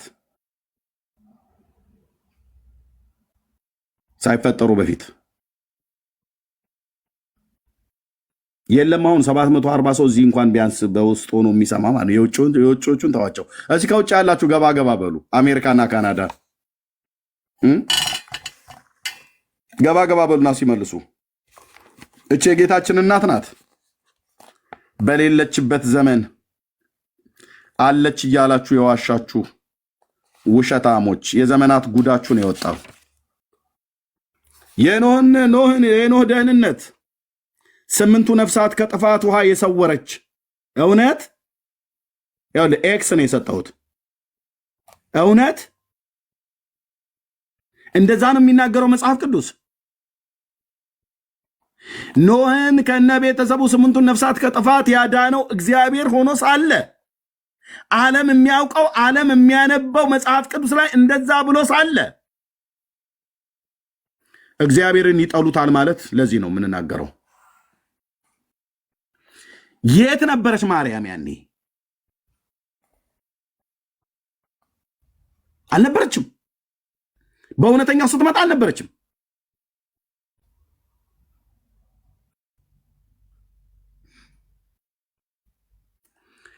አስሩ ቃላት የተጻፈባት የሙሴ ጽላት ይቺ ናት ይላል።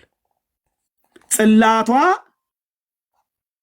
የሙሴ ጽላት ይቺ ናት። ማርያም ኦኬ። ጽላቷ እሷ ነች አላችሁን አይደል? እኔ ምን ታዲያ ያነበብኩትን አምጥቼ አጋፍጥሃለሁ።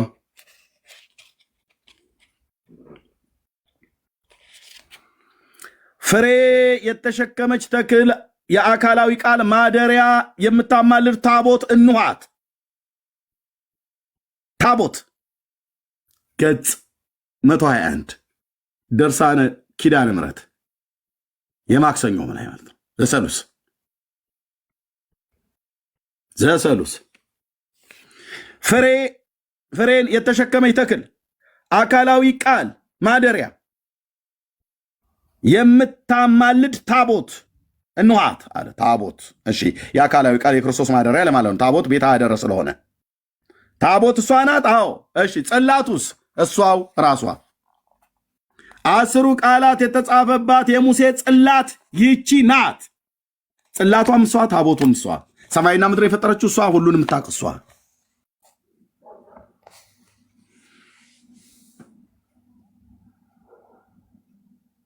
ታቦቱም እሷ ነች፣ ጽላቱም እሷ ናት። የአካላዊ ቃል ያደረባት ይላል። መልሶ ደግሞ አይ ኖ እሱ ጽላት አይባልም፣ እሷ ነች ጽላት። ጽላት ዘሙሴ ዕፀ ጳጦስ ዘሲና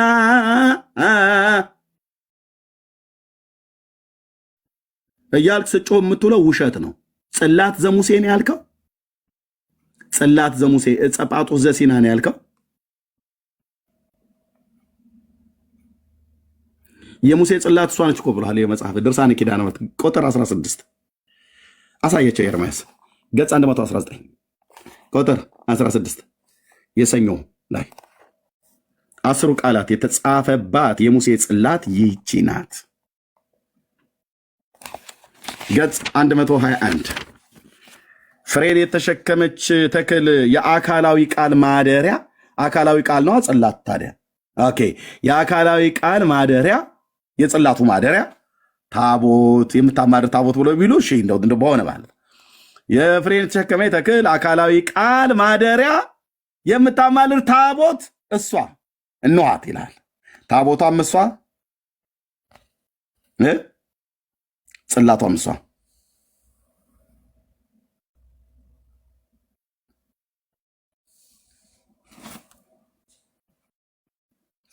ሰማይና ምድርን የፈጠረች ከፍጥረት አስቀድማ የነበረች እሷ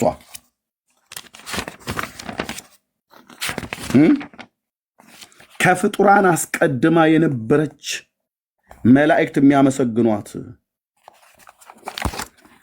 እንቅድመ ሰማይ ወምድር ሀለወትኪ ፀሐይ ወርህ ይቀደሙኪ መላእክተ ሰማይ ወምድር ይትለአኩኪ ሰአሊለነ ማርያም ሀበ ወልድኪ ኄር መድኃኔዓለም። ያው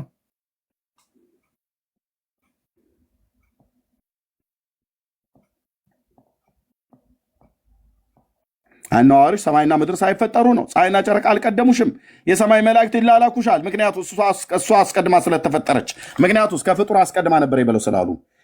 እኔችን ማርያምን አላቃትም። እቺ የኦርቶዶክሷ ማርያም ተብላ የምትባለው በመጽሐፍ ላይ የተጻፈችው አላቃትም። ትውልድ ወይ ለልጆቻችሁ ንገሩ፣ ከእንዲህ አይነት እርኩሰት ትምህርት ራቁ። የጌታችን እናት የነበረችው የዛሬ 2000 ዓመት ነው።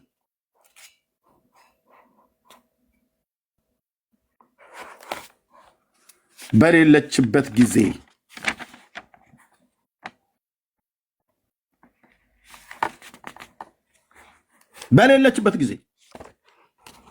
ነበረች እያሉ ይለዋል። እስራኤልን ከመከራ ምድር ያወጣች የለመለመ መናን በመመገብ የሚጣፍጥ ውሃን በማጠጣት በምድረ በዳ የጠበቀቻቸው ኦርቶዶክሳውያን አላችሁ ሆይ አላችሁ ሆይ ውሸታም ሁሉ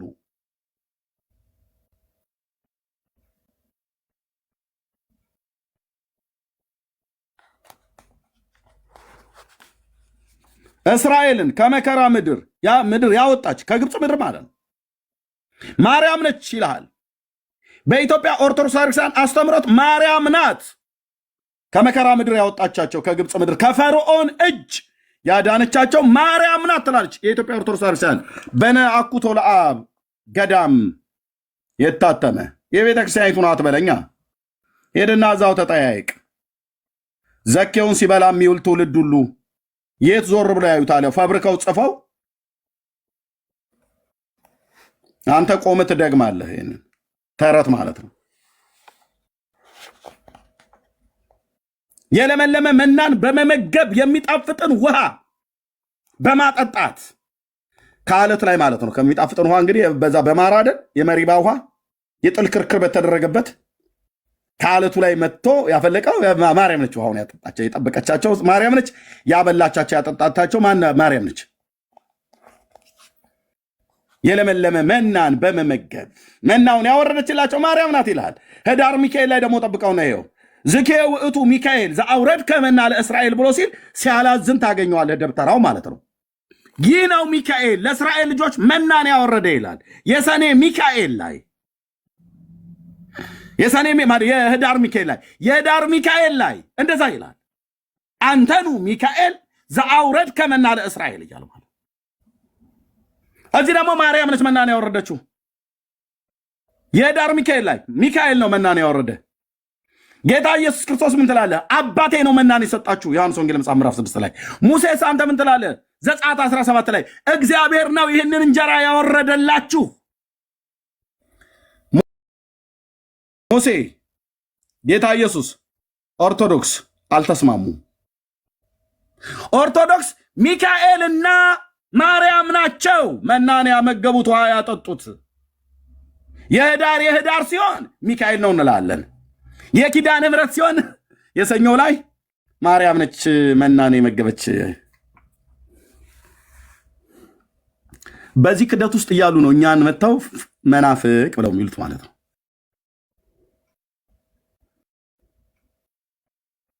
በኤፍሬምና በምናሴ ይላል። በኤፍሬምና በምናሴ መካከል አንድነትን የምታደርግ የኢያቄምና የሐና ልጅ ማርያም ይህች ናት ይላል። በኤፍሬምና በምናሴ አንድነትን የምታደርግ ኤፍሬምና ምናሴ የዮሴፍ ልጆች አይደሉ እንዴ? አዎ። ምንም ታሪኩን መግለጥ አይጠበቅብኝም። ናና ሞክረኝ አልኩ። በመጽሐፍ ቅዱስ ብሉይ ኪዳን ከፈለክ በኢሳይያስ መጽሐፍ ምዕራፍ 9 ላይ የተነገረ ነው። ተጣልተው ነበር እስከ ምዕራፍ 11 ድረስ። ምናሴ ኤፍሬምን፣ ኤፍሬም ምናሴን ይበላው ነበር ይላል። ወንድም ከወንድም እየተበላላ የነበረበት ዘመን ነበር። ልክ በሁለተኛ ዜና መጽሐፍ ምዕራፍ 15 ላይ ለይሁዳው ንጉሥ አሳፍ የተነገረው አይነት ቃል ማለት ነው። እግዚአብሔር በመከራ ሁሉ ያስጨንቃቸው ነበር። ከተማ ከከተማ ሕዝብ ከሕዝብ ይዋጋ ነበር። በዚያን ዘመን ለሚወጣና ለሚገባው ሰላም አልነበረውም ይላል። ከሰራዊት ጌታ ከእግዚአብሔር ጋር ተጣልቶ ምናሴ ቢሆን ኤፍሬም፣ ብንያም ይሁን ይሁዳ ምን ሰላም ሊኖራቸው? ሰላምን የመለሰላቸው በወንድማማቾች መካከል በኤፍራይምና በምናሴ መካከል ሰላምን ያወረደ፣ እንደዚሁም በሰሜኑና በደቡብ መካከል እርቅን ያደረገ ሰላምን ያወረደ የሰላም አምላክ እግዚአብሔር ነው። ወደሱ ሲመለሱ ሰላምን ሰጣቸው ይላል። እዚህ ምን ይላል? በኤፍሬምና በምናሴ መካከል አንድነትን የምታደርግ የለችም እኮ ማርያም በዚያን ጊዜ። አንተዬ ውሸት! የለችም እኮ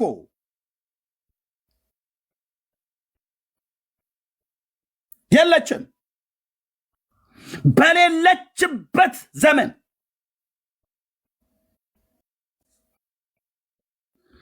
ሰላምን ያደረገች እሷ ነች። ኤፍሬምና ምናሴን ያስታረቀች እያለ ማለት ነው።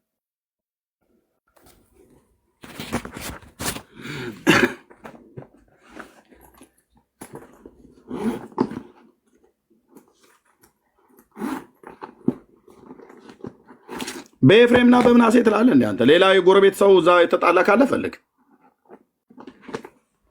አባቶቼን እየጠራህ መንፈሴን አታበሳጨው። እነሱን ያስታረቀ በመካከላቸው እርቅና ሰላምን ያደረገ ጌታዬ ነው።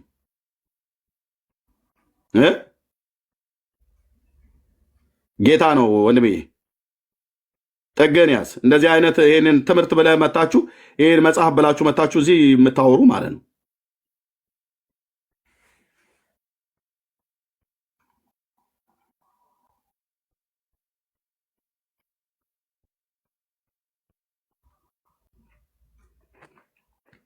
እርስ በርሳቸውም እንደዚሁ ነበሩ።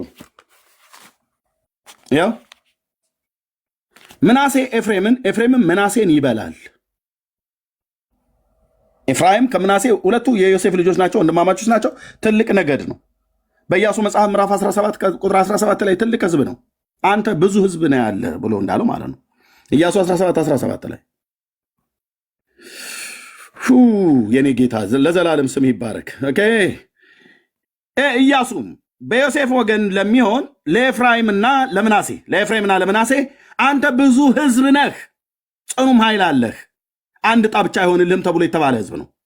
ከእስራኤል ነገዶች በቁጥራቸው በጣም ትልቅ ሰፊ ህዝብ ቁጥር ያላቸው ናቸው። ሲመርቁ እንኳን እስራኤል እንደ ኤፍሬምና እንደ ምናሴ ያድርግህ ብሎ ከመረቀ ያብዛህ እያለ ነው። እግዚአብሔር ያብዛህ፣ ዘርህን እንደ ሰማይ ከዋክብት ያብዛው እያለ ነው። ምርቃት እንኳን ሲያነሱ እንደ ኤፍራይምና እንደ ምናሴ ያድርግህ ብለው ይለዋል ሲመርቁ። ምን ማለት ነው? እግዚአብሔር በቁጥር ጥቂት አያድርግህ፣ የማኅፀን ፍሬ ይለምልም ማለት ነው። እነዚህ ወንድማማቾች ተጣልተው ነበር። ኢሳይያው 9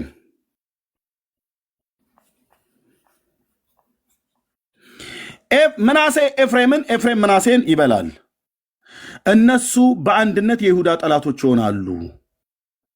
በዚህም እንኳን ቁጣው አልተመለሰችም፣ ነገር ግን እጁ ተዘርግታ ትኖራለች ይላል። ምኑ አልተመለሰችም? ቁጣው። ማን የተቆጣቸው? እግዚአብሔር ምናሴና ኤፍሬምን ይሁዳን ተዋግቶ እርስ በርስ ወንድማማቾቹ በሚበላሉበት ዘመን ይላል። ይሄ ደብተራ የጻፈው መጽሐፍ ማርያም ነች ያስታረቀቻቸው፣ አንድ ያደረገቻቸው እሷ ናት። በኤፍሬምና በምናሴ አንድነትን የምታደርግ የኢያቄምና የሐና ልጅ ማርያም ይህች ናት ይላል መጽሐፍ ቅዱስ። የማያነብ ትውልድ አሜን ብሎ ይሄድልሃል። ለውሸት አሜን ብሎ ይገባልሃል።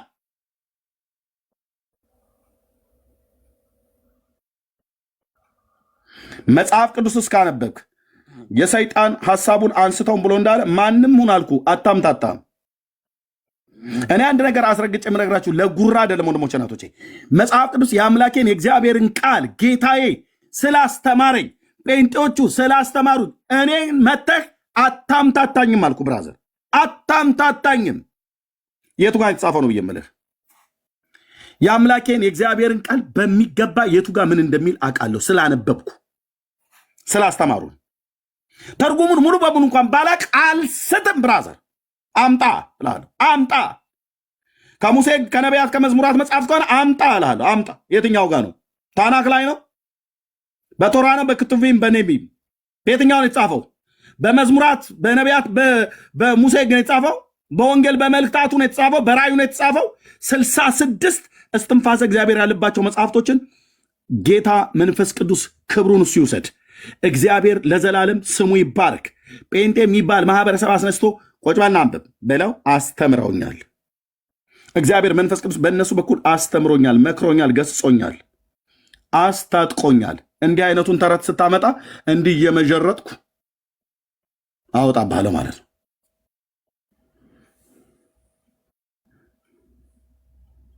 አንድነት ሲያረጉ ማን ነው አንድ ያደረጋቸው? ምዕራፍ 11 ላይ ብቻ አለፍ ብላ ማንበብ ነው። ምዕራፍ 11 ላይ ብቻ ቁጥር 11 አካባቢ ስናነብ እንዲህ ይላል ማለት ነው። በዚያን ቀን እንዲህ ይሆናል፣ የቀረውን የህዝቡን ቅሬታ ከአሶርና ከግብፅ ከጳጥሮስና ከኢትዮጵያ ከኤላም ከሰናኦር ከሐማት ከባህር ደሴቶች ይመልስ ዘንድ ጌታ እንደገና እጁን ይገልጣል ካለ በኋላ ለአሕዛብ ምልክትን ያቆማል፣ ከእስራኤል የተጣሉትን ይሰበስባል፣ ከይሁዳ የተበተኑትን ከአራቱም የምድር ማዕዘኖች ያከማቻል ካለ በኋላ ከኤፍሬምም ምቀኝነት ይርቃል፣ በይሁዳ ላይ አይቀናም፣ በወንድሙ በምናሴ ላይ አይቀናም። ይሁዳንም የሚያስጨንቁ ይጠፋሉ። ኤፍሬምም በይሁዳ አይቀናም፣ ይሁዳም ኤፍሬምን አያስጨንቅም። ለምን? የሰራዊት ጌታ እግዚአብሔር በወንድማማቾቹ መካከል ሰላምን አወረደላቸው ማለት ነው። ይህን ተረትን ቀደህ ትጥላለህ። እውነቴ ነው የምልህ፣ ቀደህ ትጥላለህ። ከአንተ ህሊናና ልብ ውስጥ እፍቀዋለሁ አልኩ በእግዚአብሔር ቃል እውነት፣ በእግዚአብሔር ቃል እውነት። አየህ፣ ኦ የአምላኬ እግዚአብሔር መንፈስ ለዘላለም ስም ይባረክ። የኔ ጌታ አንተ ሊድ ስለምታደርገኝ፣ አንተ ስለምትመራኝ ቴንኪዩ እግዚአብሔር መንፈስ፣ ብርሃን የሆንከው የጌታ እግዚአብሔር መንፈስ መንፈስ ቅዱስ ለዘላለም ስም ይባረክ። እንዲህ ጨፈላልቅልሃለሁ ማለት ነው። የአባቶችን ተረት እንደዚህ አፈርደቼ ያስግጥልሃለሁ ማለት ነው። በኤፍሬምና በምናሴ መካከል አንድነትን የምታደርግ የኢያቄምና የሐና ልጅ ማርያም አልከኝ። የት ነበረች? መቼ ነበረችና? በእነሱ ዘመን መቼ ነበረችና? እኔ ላሳየ ኢሳያስ ያለውን ምዕራፍ 9 ላይ ምናሴ ኤፍሬምን ይበላው ነበር ይላል። ምዕራፍ 9 አዎ ምዕራፍ 9 ቁጥር 21 ላይ ምናሴ ኤፍሬምን፣ ኤፍሬምን ምናሴን ይበላል። ወንድማማቾቹ ተጣሉ፣ እርስ በርስ ተገዳደሉ፣ ተበላሉ። ለምን? በደል ኃጢአት ተገኘ በእስራኤል። ከተማ ከከተማ ጋር ይዋጋ ነበር። በዚያ ዘመን ለሚወጣው ለሚገባው ሰላም አልነበረውም። የሰራዊት ጌታ እግዚአብሔርን የሕያው አምላክን ቃል ክደው ነበረና ጣዖታትን ለማምለክ ራሳቸውን ሸጠው ነበረና ምናሴ ኤፍሬምን፣ ኤፍሬምን ምናሴ የአባቱ የእናቱ ልጅ ትውልድ ትውልድን ይበላላ ነበር። ሁለቱ ደግሞ በአንድነት አብረው ለይሁዳ ጠላቶች የሆኑ ነበር። ኤፍሬማውያን ስለሆኑ ሰሜኑ ክፍል ሲፈልጉ ከበሺር አልአሳድ ወንድም ከነ ሶሪያ ጋር ተበሳጥሮ ምዕራፍ 7 ማለት ነው ኢሳያስ ሶሪያ ከኤፍሬም ጋር ተባብሯል የሚባል ወሬ ለዳዊት ቤት ይነገር ነበር። ግድ የለውም ኤፍሬም ሰሜኑ እስራኤል ማለት ነው። ይሁዳን ለመውጋት ከሶሪያ ጋር አብሮ ይተባበር ነበር።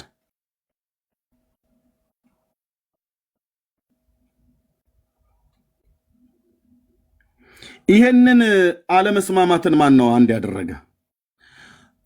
በዚህ ሁሉም ቁጣው አልተመለሰችም። ነገር ግን እጁ ጸንታ እጁ ገና ተዘርግታ ትኖራለች።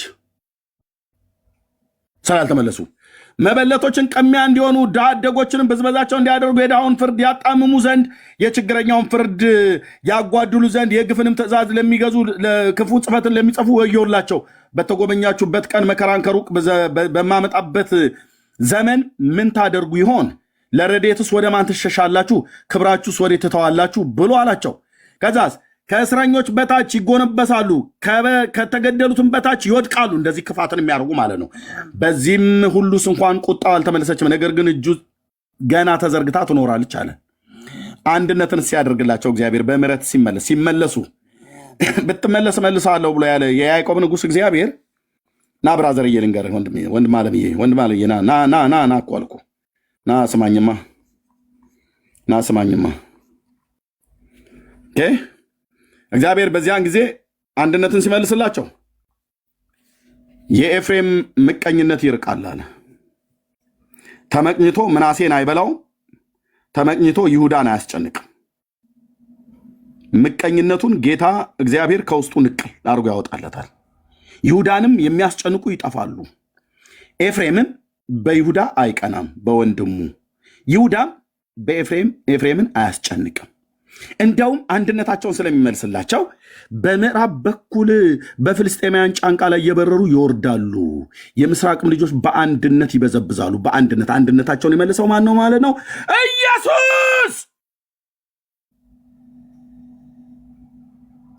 ኢየሱስ እሱ ማለት የአብርሃም አምላክ ያህዌ ስለሆነ ማለት ነው። እሱ ነው የመልሰላቸው አንድነታቸውን። አንድነታቸውን ሲመልስላቸው አየህ፣ በጠላቶቻቸው ላይ በአንድነት እየበረሩ በኤዶምያስና በሞዓብ ላይ እጃቸውን ይዘረጋሉ። የአሞን ልጆች ለእነሱ ይታዘዛል ይላል። ማርያም እዚህ ጋር የት ነበረች አንተ?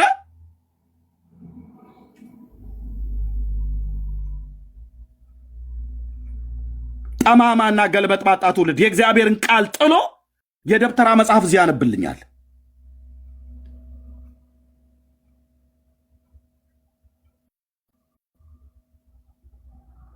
ይሄንን ፍጡርን ለማክበር ማርያምን ለማክበር ያልመገበችውን መገበች፣ ያላጠጣችውን አጠጣች፣ ያልጠበቀችውን ጠበቀች፣ አንድነት እርቅን ያላደረገችውን አንድነት እርቅ አደረገች እያሉ እፈጠፍጥልሃለሁ አልኩ። ኤልዛቤልን ጣሏት ብሎ እንደሚል እንዲህ አይነት ትምህርታችሁን እንጥላታለን። የጌታዬ እናት ግን እንወዳታለን። ማርያም እንዲህ አላደረገችም፣ አድርጋም አታውቅም። ብራዘር እግዚአብሔር ያከበራት እሷ እናቴ ናት። በክርስቶስ እናቴ፣ በክርስቶስ እህቴ ነች።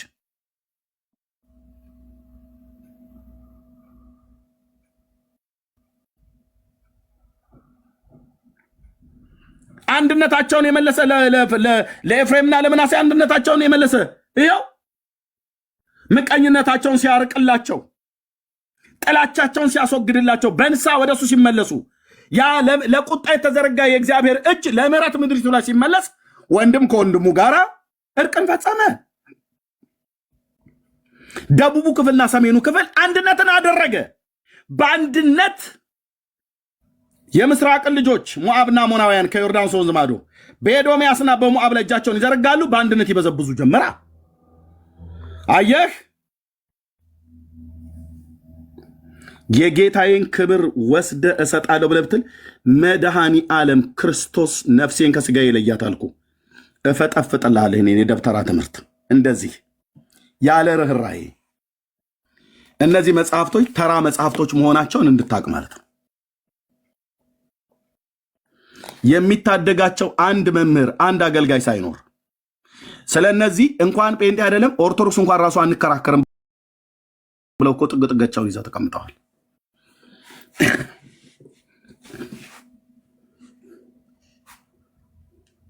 ምን ነው ዝም ጭጭ አላችሁ? ገስት ሁሉ እኮ የሚልክ ጠፋ። 700 ሰው እየሰማ ቢያንስ እዚህ ፊት ለፊት ላይ ያለ ገስት የሚልክ እንኳን እኮ ኦርቶዶክስ ጠፋ። እዚህ ሰዓት ፊት አትቆምም አልኩ። ሕያው ጌታ እግዚአብሔር ለዘላለም የሚኖረው ንጉሥ ኢየሱስ ምስክር ነው አልኩ። አትቆምም። ይህንን ውሸት ይዘህ ይህንን ገለባ ይዘህ እዚህ ከብር ከወርቅ ይልቅ የተፈተነ የእግዚአብሔር ቃል ጋር አትቆምም። በአባቶች በደብተራዎች መንፈስ ተሞልተህ በሕያው እግዚአብሔር መንፈስ የማገለግለው እኔ ፊት ወንድሞቼ ፊት አትቆምም፣ እህቶቼ ፊት አትቆሙ። ጥላ ርቋችኋል፣ ሞገስ ርቋችኋል። ለእግዚአብሔር ቃል አይደለም የምትወግኑት። ወገንተኝነታችሁ ለእንደነዚህ አይነት ውሸቶች ነው።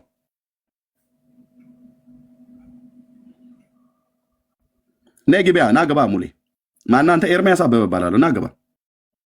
ናግባና እኔንም አንተንም የሚመዝን ይሄው እግዚአብሔር ቃል እነዚህን ሁሉ መጽሐፍቶች እንደዚሁ አንተንም እኔንም ያንቀረቅበናል አልኩ፣ ያበጥረናል። እስቲ እኔ ወይ አንተ እንደተጻፈው እናምን ከሆነ ዓለሙ ሰምቶ ይዳኛል ማለት ነው። አንዳችሁም አትገቡም።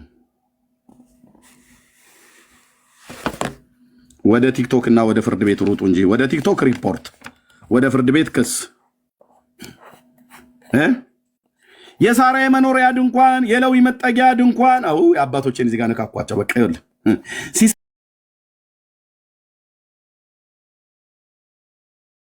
ሳራን ያስገደለች የዲቦራ ምስጋና። አቤት አቤት አቤት አቤት አቤት!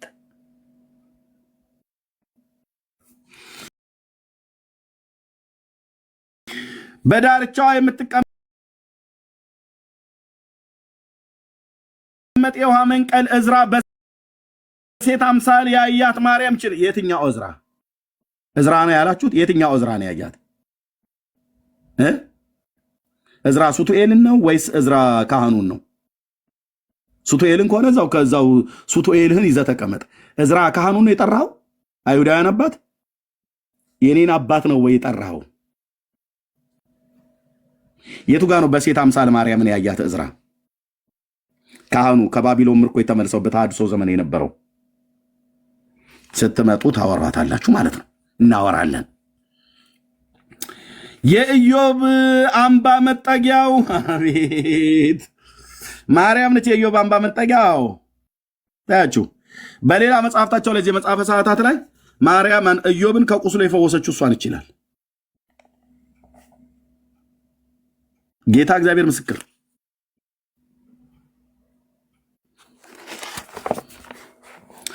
ኢያሱ የምስክር ሐውልት፣ የሳሙኤል የቅባት መንግስት ሙዳይ። መጽሐፍን ያለማንበባቸው የሚያስታውቀን የሳሙኤል የቅባት መንግስት ቀንድ እንጂ ሙዳይ አይደለም። ሙዳይ ዳቦ መያዣ ነው። እነሱ ትዝ የሚላቸው ዳቦ ነው አለ። እንዲህ የሚባል ሳሙኤል የቅባት ዘይቱን የሚይዘው በሙዳይ ነው በቀንድ ነበር። በቀንድ ነው መጽሐፉ ብሎ የሚለው ቀንድ በቀንድ ነው። የዘይት ቀንዱን ነው ይዘው ወረድ ብሎ ያለው ሙዳይ። የቱ ጋር የተጻፈው ሙዳይ ብሎ የሚል? ኧረ ኤርሚያስ አንዳንዱ ዝም ብለህ በቃ እንዳላለፈ እንዳላየ አይተህ ብታልፈው ይሻላል ምናምን ነገር ብላችሁ ካላላችሁ በስተቀር የቱ ጋር ነው ቀን ሙዳይ ምናምን ነገር እያላችሁ የምጠሩት?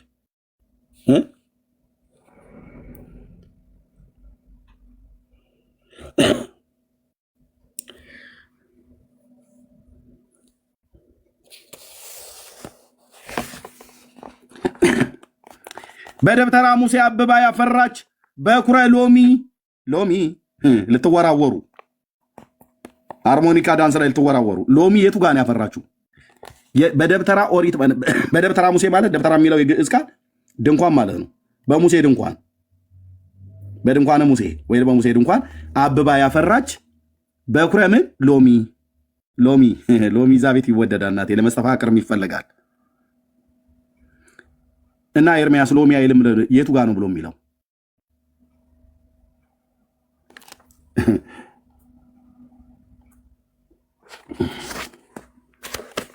ታጣም ስልህ ዘኍልቍ መጽሐፍ ምዕራፍ 17 ላይ እንዲህ አወጣልሃለሁ ማለት ነው።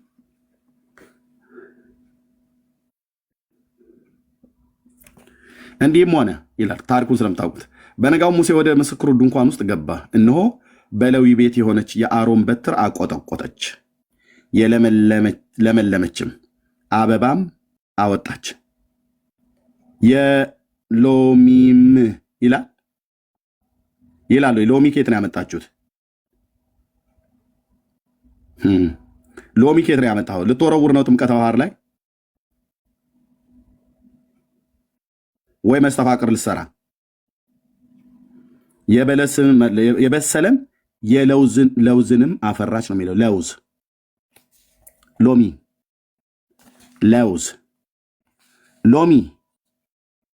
ለውዝ በእግዚአብሔር ቃል በኦርቶዶክስ ሎሚ ፍቱን ነው።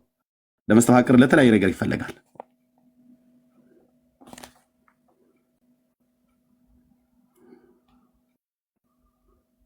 ትስቃላችሁ አይደል? እናንተማ ትስቃላችሁ። ምን ቦጣሽ አንቺ? አንድ ፊቱን እልል ብለሽ ጌታ ኢየሱስ አድኖሻል። እዚህ የምትመጡት ልስቁ ነው።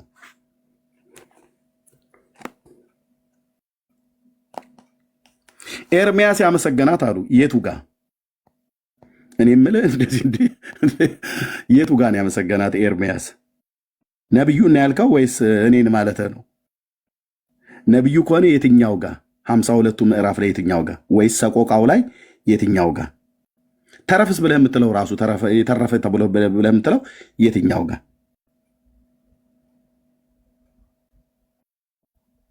አይ ነቢያት ሁሉ ሲያመሰግኗት ነበር ብለው እኮ ሊሉ ነው። የቱ ጋ? መልስ እንሻለን። ሕዝቅኤል በተዘጋች በር አምሳል ያያት የተዘጋች በር፣ በሩማ በር ነው እሱ ያየው። ጎልደን ጌት የሚባለው ነው። ሻህር ራሃሚም ብለው የሚጠሩት ማለት እሱን ያየው። አታምታታም ስል ብራዘር፣ ሕዝቅኤል ማርያምን በተዘጋች በር አያት ትላለህ እንዴ? የምስራቁ በር የእመቤታችን ማህፀኗ ነው እያልክ በጣም በእውነት እንዴት እንደሚያሳፍር። እሺ ሕዝቅኤል የምስራቁን በር ብቻ አይደለም ያየው፣ የሰሜኑንም አይቷል። የሰሜኑ ጆሮዋ ነው ወይስ ምንድን ነው? እንግዲህ የሰውነቷን ቀዳዳ ሁሉ እየፈለግ አንዱ ጆሮዋ ነው አንዱ ማህፀኗን አትልም። አራቱንም በሮች አይተዋል ሕዝቅኤል። ናና እናውጋ አልኩ፣ ግባና ናና አውራኝ። ሕዝቅኤል በኮቦር ወንዝ በምርኮኞች መካከል ተቀምጦ ሳለ ያየው ወደ ኢየሩሳሌም ጌታ በራእይ ወሰደው። የእግዚአብሔር ራእይ ነው ያየው። አራቱንም በሮች ነው ያየው፣ ምስራቅ፣ ምዕራብ፣ ሰሜን፣ ደቡብ። መሰዊያውን፣ ቤተ መቅደሱን፣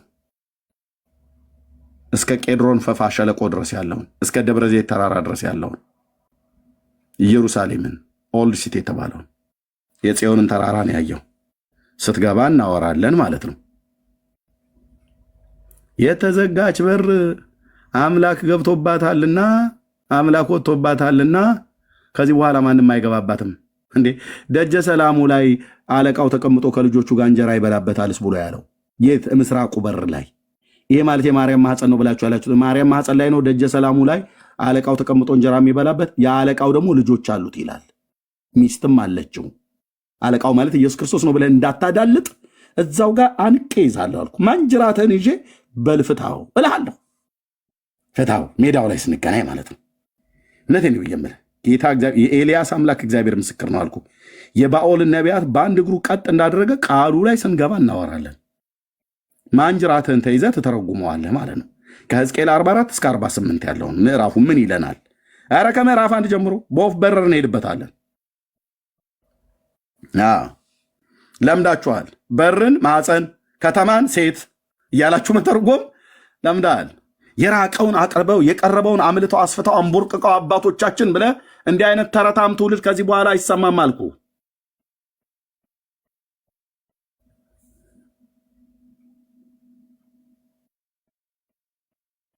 ዝም ጭጭ። የት ነው ያያት ሕዝቅኤል? በበር አምሳል ነው ያልከኝ? የምስራቁን በር ነው ያየው። ጎልደን ጌት የምህረት በር ተብሎ የተጠራው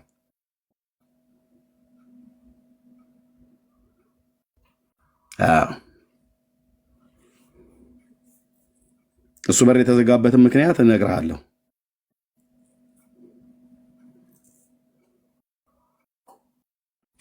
ኦኬ እንቀጥል። አባቶቼ ነካክተሃል። እዚህ ኤርሚያስ ሕዝቅኤል ብለህ ነካክተህ የቀፎ ላይ ንብ ነው የነካው ማለት ነው። ጴንጤ ሁሉ ይወርድብሃል። ኦኬ ሀጌ ነብዩ በተዘጋች ቤት አምሳሌ ያያት የቱ ጋር? ምዕራፍ ስንት ትንቢተ ሀጌ ላይ ምዕራፍ ስንት ነው ያልከኝ ወንድምዬ? ቁጥር ስንት ላይ ነው ያለው? አባቶቼን ጠርተህ ዝም ብሎ መተኛት የሚባል ነገር የለም። ምዕራፍ ስንት ቁጥር ስንት ላይ ነው በተዘጋች ቤት ያያት አምሳል? ዘካርያስ መቼ ማለክ ያለው ነው። ዘካርያስ በመቅረዝ ፋና አምሳል ያያት የትኛው ዘካርያስ? የበራኪው ልጅ ወይስ የአዶ ልጅ ወይስ የመጥምቁ ዮሐንስ አባት ካህኑ? ለይልኝ። ብዙ ዘካርያሶች ስላሉ ለይልኝ። የትኛው ዘካርያስ ነው ያያት? ምዕራፍ ስንት ቁጥር ስንት? የትኛው መጽሐፍ ላይ ተጽፏል? እንዲሁ ዝም ብሎ ያያት ማለት አይደለም። ከነ መረጃው ጭምር ማስቀመጥ ያለባችሁ ጥቅስ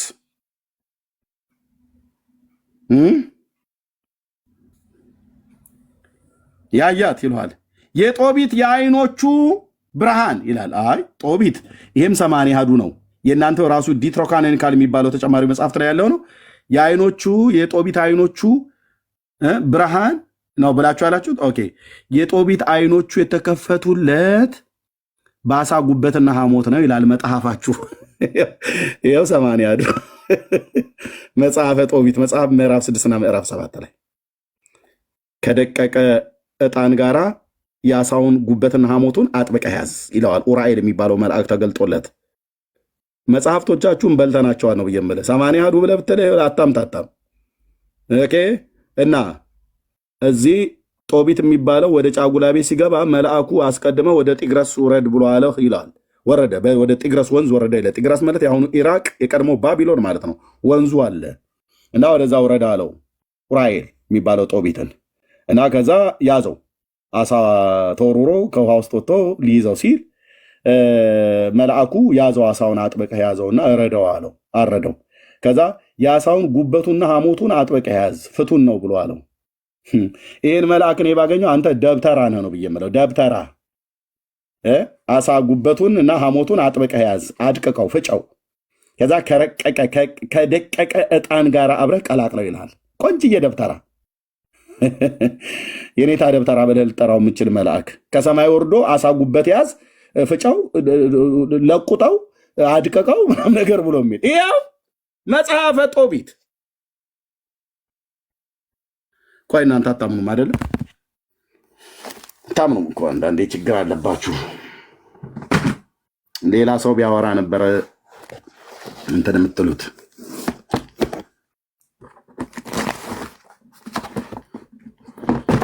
አሳ ፍጭ ጉበት አድቀቅ ትላለህ እንደ አንተ። ይህንን ብለህ ጦቢት ነው ያለው። ጦቢት የእሱም ቢወስ የት ይቀርላችኋል? የአባቶቼን አንዱንም አላመጣህም። ኤርሚያስ ያመሰግናት፣ ሕዝቅኤል ያያት፣ ሀጌ በተዘጋች በር፣ ዘካርያስ ምናምን ነገር አልክ፣ አንዱም የለም። ጦቢትስ ጦቢቱንም ቢሆን አንላቀቅም። በኢትዮጵያ ኦርቶዶክስ ተዋሕዶ ቤተክርስቲያን 80 አሐዱ ለኢትዮጵያ ኦርቶዶክስ ቤተክርስቲያን የታተመ በብፁዕ አቡነ ተክለ ሃይማኖት የፕትርክና ዘመን የታተመ መጽሐፈ ጦቢት ላይ እንሄዳለና ጦቢት ምዕራፍ ስንት ነው? ቅድም ያልኳችሁ ምዕራፍ 6 እና 7 አለ። ምዕራፍ 6 ይጀምርልሃል። በመንገዳቸው ሲሄዱ ፈሳሽ ወዳለበት ወደ ጢግረስ ማታ ደረሱ አደሩ። ያም ልጅ ሊታጠብ ወደ ውሃ ወረደ። ከውሃው ውስጥ ወጥቶ አሳ ተወረወረ። ያንንም ልጅ ይዞ ይውጠው ዘንድ ወደደ። መልአኩም ያንን አሳ ያዘው አለው። ያም ልጅ አሳውን ወደ ብሳ ወጣው። ያም መልአክ አሳውን ረዳው አለው። ጉበቱና ልቡን ሐሞቱን ያዝ፣ አጥብቀህ ጠብቀው አለው። መልአኩ እኮ ነው። የአሳ ጉበት ያዝ፣ የአሳ ሐሞቱን ያዝ ይለዋል። ለምን አትለኝም? እንቀጥላል። ያም ልጅ መልአኩ እንዳዘዘው አደረገ። አሳውንም ጠብሰው በሉ። ሁለቱም ሁሉ ገስግሰው ወደ በጣኔስ ደረሱ። ያም ልጅ መልአኩን አንተ ወንድሜ አዛርያ የዚህ የአሳ ሐሞቱና ጉበቱ ለምንድን ነው አለው። መልአኩም ክፉ ጋኔን ያደረበት ቢኖር ወይም የረቀቅ ጋኔን ያደረበት ቢኖር ጉበቱና ልቡን በዚያ ሰው ፊት ያጤሱለታል፣ ሴትም ብትሆን ያጤሱላታል፣ ከዚያ በኋላ አይታመምም ብሎ ማነው ይህንን አስተማሪው? መልአኩ። የታመመ አጋንንት ያደረበትን ሰው አጋንንቱን ለማስወጣት ድዊው ለመፈወስ የአሳ ሐሞትና ጉበት ፍቱን ነው ብሎ ከሰማይ ወርዶ መልአክ ሰበከ ይሄዳል። ይሄ ሰይጣን የሆነ መልአክ ነው። እውነቴን ብዬ የምልህ አጋንንት በአሳ ጉበትና በሐሞት ታወጣላችሁ ብሎ የሚያስተምር ይሄ ሌጊዮን ነው። ሕያው አምላክ እግዚአብሔር ለዘላለም የሚኖረው ንጉሥ ኢየሱስ ክርስቶስ ምስክር ነው። ይሄ ጋኔን ነው። በአሳ ጉበትና ሐሞት ማናቸውም በፍጥረት ዓለም ታሪክ ተሰምቶ አይታወቅም። አጋንንትን በስልጣኑ ቃል ነው ያስወጣው። በስልጣኑ ቃል እነቅልልሃለሁ አልኩ። እንደዚህ ማለት ነው። አጋንንት ለማባረሪያ። ከዛስ ጫጉላ ቤት ስትገባ ደግሞ ወደ ጫጉላ ቤት በገባህ ጊዜ ሚስት አግብቶ ወደ ጫጉላ ቤት በገባህ ጊዜ የደቀቀ ዕጣን ከዚያ አሳ ከልቡ ከሐሞቱ አውጥታ አጢስበት፣ ያ ጋኔን በሸተተው ጊዜ ይሸሻል፣ ለዘላለምም አይመለስም ይላል። እንትን ቀበሪቾስ የጎማ ጭስስ ጥሩ ነው አሉ። እባብና ሰይጣን ያሸሻል ብላ ስትል አያቴ ሰምቻለሁ እኔ ድሮ በልጅነቴ። ጎማ ጨስ አድርጉበት ይላል። የወይራ ጭስ ምናምን ነገር ትንሽ ቢጨመርበት ምንም የስላሉን ብዬ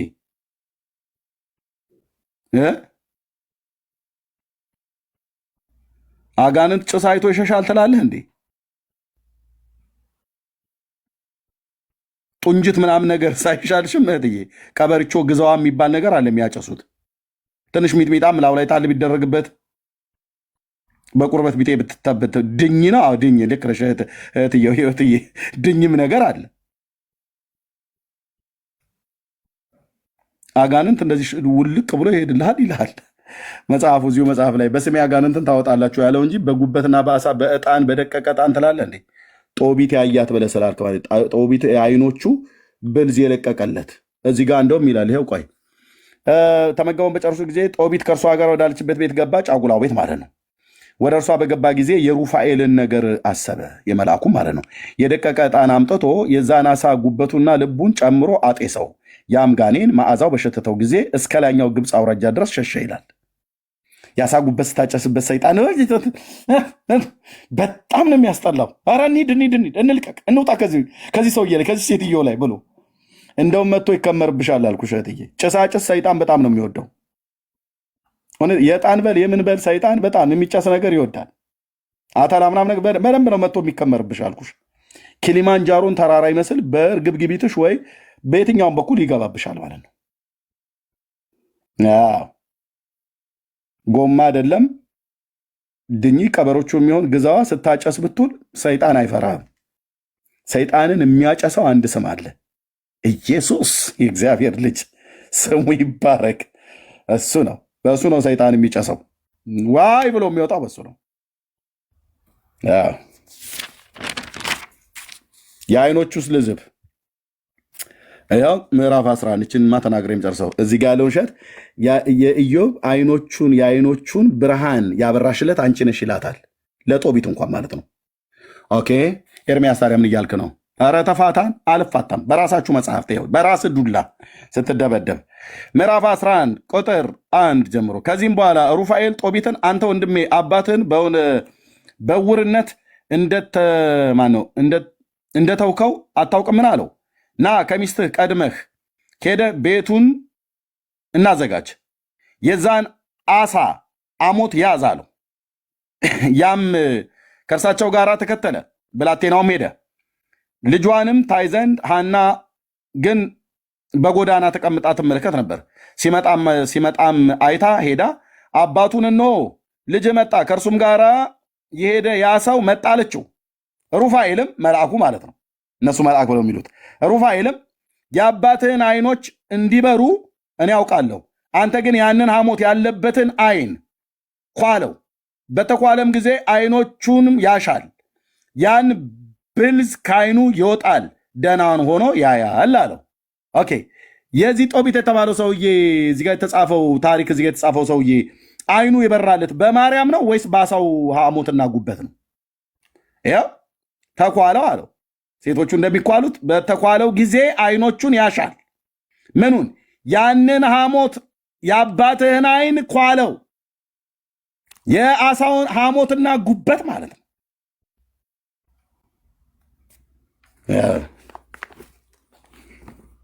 አዘጋጅቶኛል ስለ መድኃኔዓለም ጌታ የኢየሱስ ክርስቶስ ምስክር ነው። የቱ ጋር ምን እንደምታወራ መጽሐፍቶቻቸው የቱ ጋር ምን እንደሚያወሩ የጦቢትስ ቢሆን የለም። የኤርሚያስ አመሰገናት ብሎ የሚል 52 ምዕራፍ ውስጥ የለም። ሰቆቃውም ላይ የለም። ተረፈም ላይ የለም። ሕዝቅኤል ጋር ብላልከኝ ናና 48ቱን ምዕራፍ እናወራለን። የለም። ዘካርያስ ሐጌ በተዘጋጅ ቤት ያያተ ነብከር የለም። ትንቢተ ሐጌ ላይ ናና አውራኝ። ዘካርያስ ነው ብላ ያልከኝ የትኛው? የበራኪው ልጅ ወይስ የአዶ ልጅ ብያለሁ? ወይስ ካህኑ ዘካርያስ?